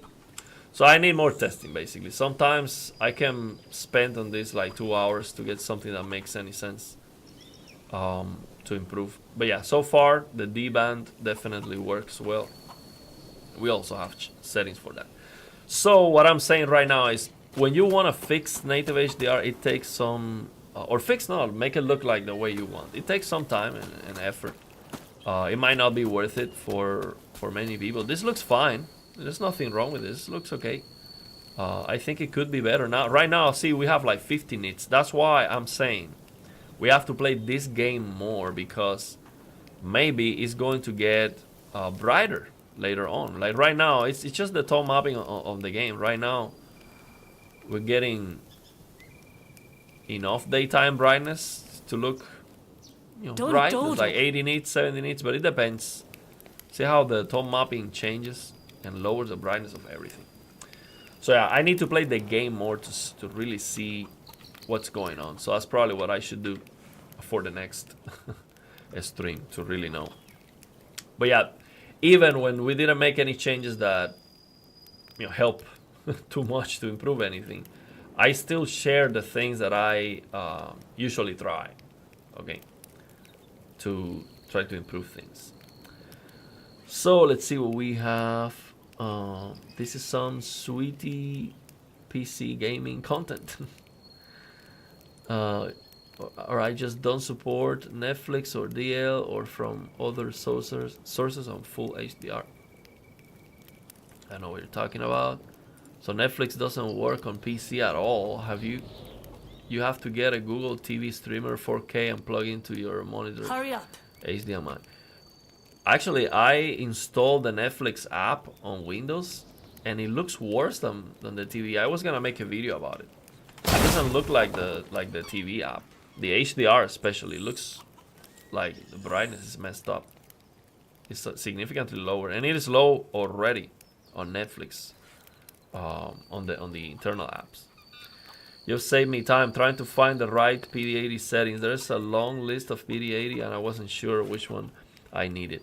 I mean, if you know how to use it or you get practice with them, they are all useful. The thing is, this takes a lot of time. As you can see here, I've been trying some options, and I haven't found anything that makes sense to improve anything, because we want the no compromise. I don't want to be clipping the sun right there, because you might think, oh, it's not a big deal, but that means you're gonna be clipping other things that are important. So yeah, you have to do it with caution, to not mess up things and make it even worse. I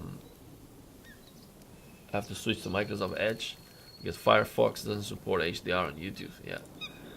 Will this live stream be safe? Yeah, this live stream is gonna stay. We're gonna do this more. Okay, again, my goal is to get better at this, and we're gonna do this a lot more. The previous live stream had a lot of views and a lot of likes. So it seems like you guys like it. I think it's a very good idea to show you things better. So I'm actually gonna play the game today. I tried to give you like a summary of everything that I use. So here's a question: the band just for the sky, or does it affect the whole screen? I've never used it. It affects everything, and you have to be careful not to not overdo it, because you might kill a lot of details. So you see here, this D band has settings, and depending on the intensity and the threshold and all of that, you can it can be very demanding. That's one thing,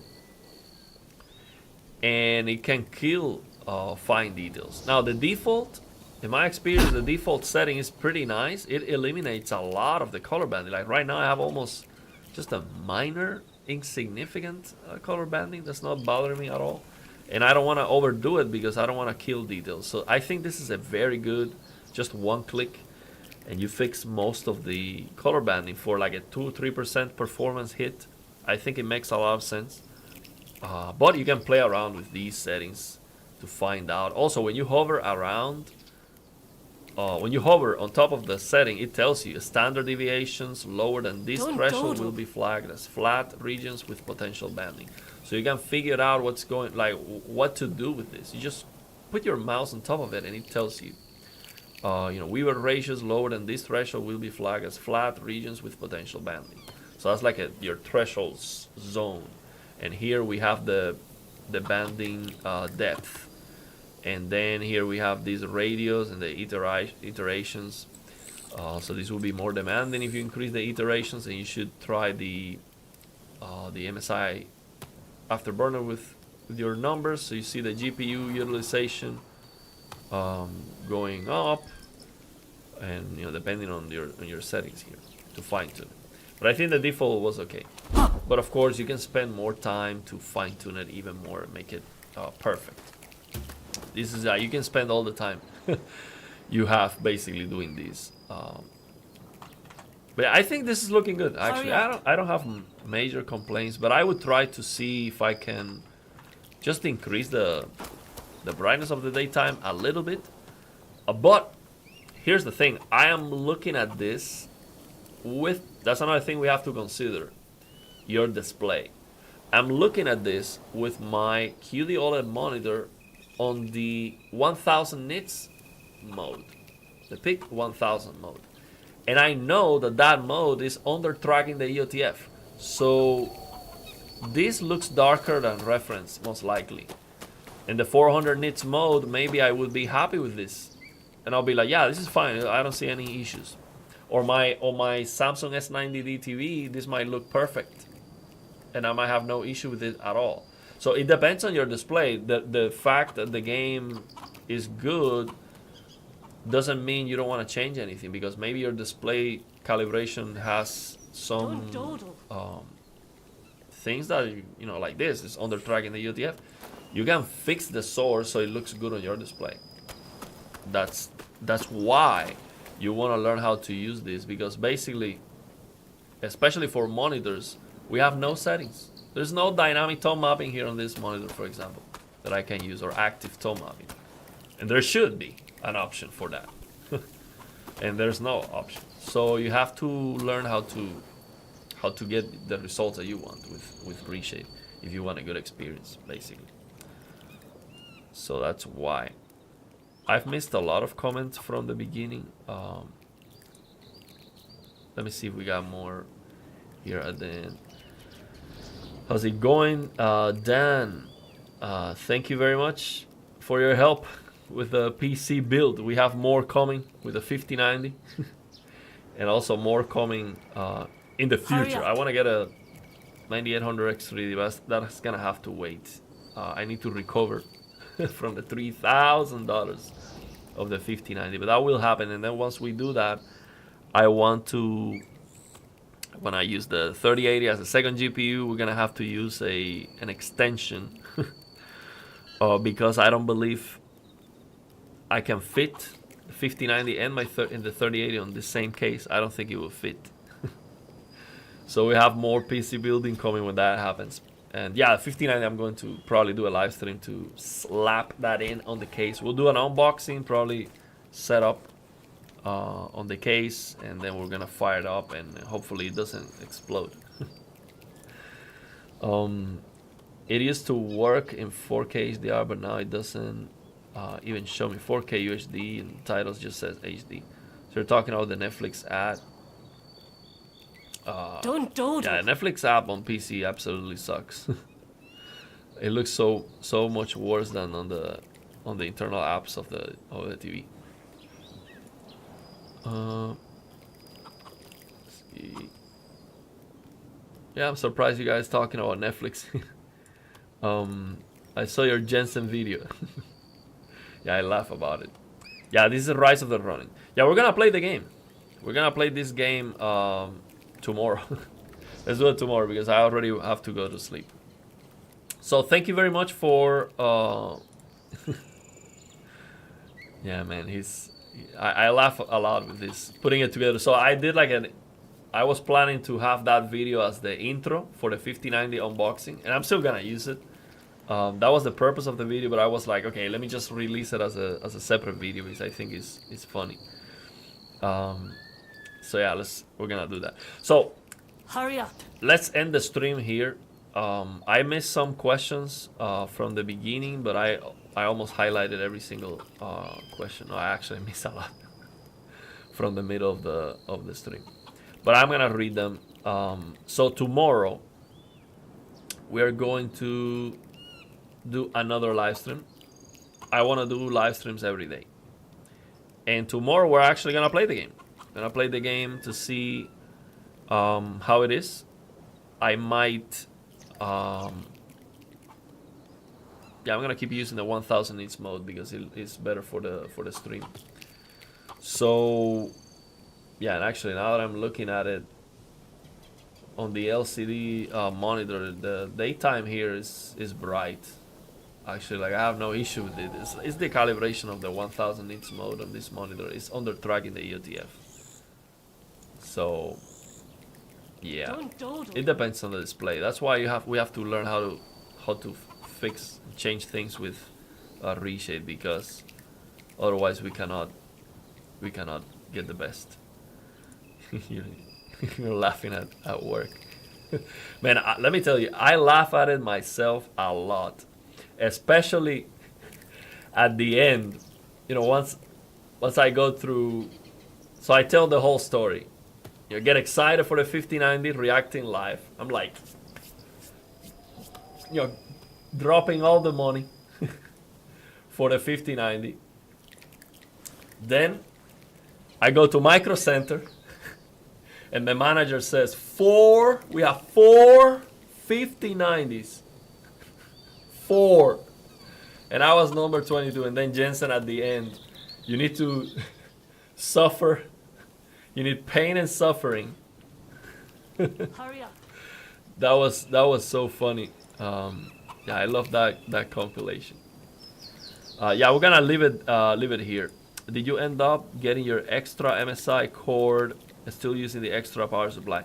So MSI told me they don't have they don't have an extra cord. They can send me another power supply. I'm like, no, yeah, that's fine. I mean, this power supply is great. It's gonna work for the 5090. So the thing is, I'm not gonna be able to do the dual GPU setup yet because it doesn't make sense with my motherboard. I have an X570 Asus TUF. If I use a second GPU, the main PCI Express goes down to 8x, and it is not worth it. I already tried my 3080 with the 1050 Ti as a second GPU for PhysX, and I was getting worse performance because of that. The main PCI Express nerf the performance with this when you have a second GPU. So if that happened with the 3080, with the 59, it's gonna happen even more. So it's not gonna work. It's not gonna give me any benefits yet. So I'm gonna have to wait until I can get the 9800 X3D with a motherboard that would actually, once I have a second GPU, it would still go down from PCI Express 5 to Gen 4, but at 16x. So it would actually make sense and give me some benefits. So I'm gonna have to wait until that happens anyway. So what I'm saying is I have time to buy the extra cable, but MSI did take my feedback. I basically told MSI, hey, you have to consider that many people now will be interested on a second GPU. And this power supply is for the 5090, that's great. But a second GPU makes sense for 3 reasons. One, NVIDIA deprecated PhysX. And yes, you don't need a 3080 for PhysX, but if that was the GPU that you had before, you're not gonna throw it away, so you might use it as a second GPU for that reason. Also, we have AMD supporting frame generation with the second GPU, accelerated with the second GPU based on your comments. Some people are telling me that they have that working. So it makes sense to have a second GPU. Maybe you get and some people are telling me that it works even if you have your primary GPU is NVIDIA, second GPU is AMD. Some people are telling me that it works, the AMD GPU for frame generation. So your base frame rate doesn't go down. That's interesting. Then another reason is lossless scaling frame generation, which allows you to accelerate the frame generation with the second GPU. And for that, yes, I can use the 3080 almost completely, I think. So I cannot wait to try that. So basically, the MSI rep that contacted me told me, oh, thank you very much for the feedback. He told me, I'm going to take your feedback to HQ, basically to headquarters. So when they have a meeting, he's gonna mention that, hey, we should do this. Basically, just add another PCI Express cable is what I'm asking. I think that just makes sense. It gives the power supply a much better usability, I think. So at least he's taking my feedback, so that's great. I'm gonna be playing that one. Berserker Kazan looks good. Releases in a couple of days, I think. Yeah, I'm gonna be playing this game on the stream tomorrow. Tomorrow we're gonna go straight. We're gonna play the game. We're just gonna do a hang around. I'm gonna have all Reshade and everything on. We're gonna play the game for a while. I'll be answering your, having a chat, playing the game on the maximum difficulty to see if we can go through it. How difficult is this game? Is it more difficult than Sekiro? One thing that I don't like with games that have difficulty settings is that why? I think these kind of games should not have difficulty setting. It should be challenging and it should be balanced. And my problem with having difficulty settings is that a lot of times the difficulty settings, when you increase it to the maximum, is unfair. It doesn't feel balanced. So I'm afraid that might be a problem with this game. I don't like difficulty settings. I like, okay, Sekiro, perfect. It's challenging, but it's fair. Okay, no, you know, no nonsense. So that's the only thing that concerns me about this game when it comes to playing it. Well, let's see how it goes tomorrow. I'm gonna play it. Did you see that Samsung is launching their glassless 3D monitor? Might be worth trying to contact them for a review sample. Yeah, I would love to try that, but the thing is, it's an LCD monitor and it is 165 hertz, I believe. So unfortunately, it's an LCD and it's 27 inch. So 27 inch LCD, 125 hertz. That is not very promising. And also, I saw a review that was complaining about screen tearing. There was an issue with it. So, but if I get a review sample, I would love to review that monitor, but I'm not interested in having it for myself. I would just turn it back just for the review. I don't think I would use that ever. They have enough ports on the PSU. Yeah, they have enough ports, but not enough cables, exactly. Because there are 3 ports that can be used either for CPU or PCI Express out. 2 of them include the CPU, so 2 CPU cables and 1 PCI Express. I think they should include 2 CPU and 2 PCI Express for cases like me. I don't need more than 1 CPU power cable because a single CPU power cable is like 300 watts. Even with the 9800X3D, we don't need 300 watts. That's plenty. So we can get away with just 1 CPU, and then we have 2 PCI Express cables that we could use to power the 3080. So it makes more sense for them to replace actually the CPU, the extra CPU, replace that for a PCI Express cable, or to include a 12-pin to 2 or 4 PCI Express. So yeah, and this game, Berserker Chasm, supports native 3D. Actually, no, the review I saw about the glasses 3D monitor was testing a Lies of P. Actually, Don't dawdle. Actually, that monitor is great because it's glasses 3D. I mean, the 3D technology is glasses 3D, and it can simulate that on everything. But if you have a native app, it can look better potentially. So it's very, very exciting. I wish they had that technology on an OLED. I mean, who wants an LCD? It's 27 inch, that's 165 hertz. That doesn't make any sense. Need 42 inch for my pinball machine. Worry about Berserker Chasm performances. It's on Unreal Engine 4. The demos seem okay, but saw a few big stutters. Hopefully, we get Lies of P like performance. Yeah, Lies of P was fantastic. Absolutely amazing. I haven't beat the game yet. I'm stuck with a boss like forever. It's like it doesn't matter how many times you hit that guy, it doesn't go down. 3D pinball playfield glasses would be insane. Hurry up. I don't know what that is, but if you say it, it should be interesting. I don't know what that. I've never tried those. My monitor is LG 32GR93U, has very good colors and HDR 400 certified, but when I try the HDR on Xbox, it's very bad, even after calibration. Is the HDR 400 just bad? Well, actually not. On this monitor, the HDR 400 is better than the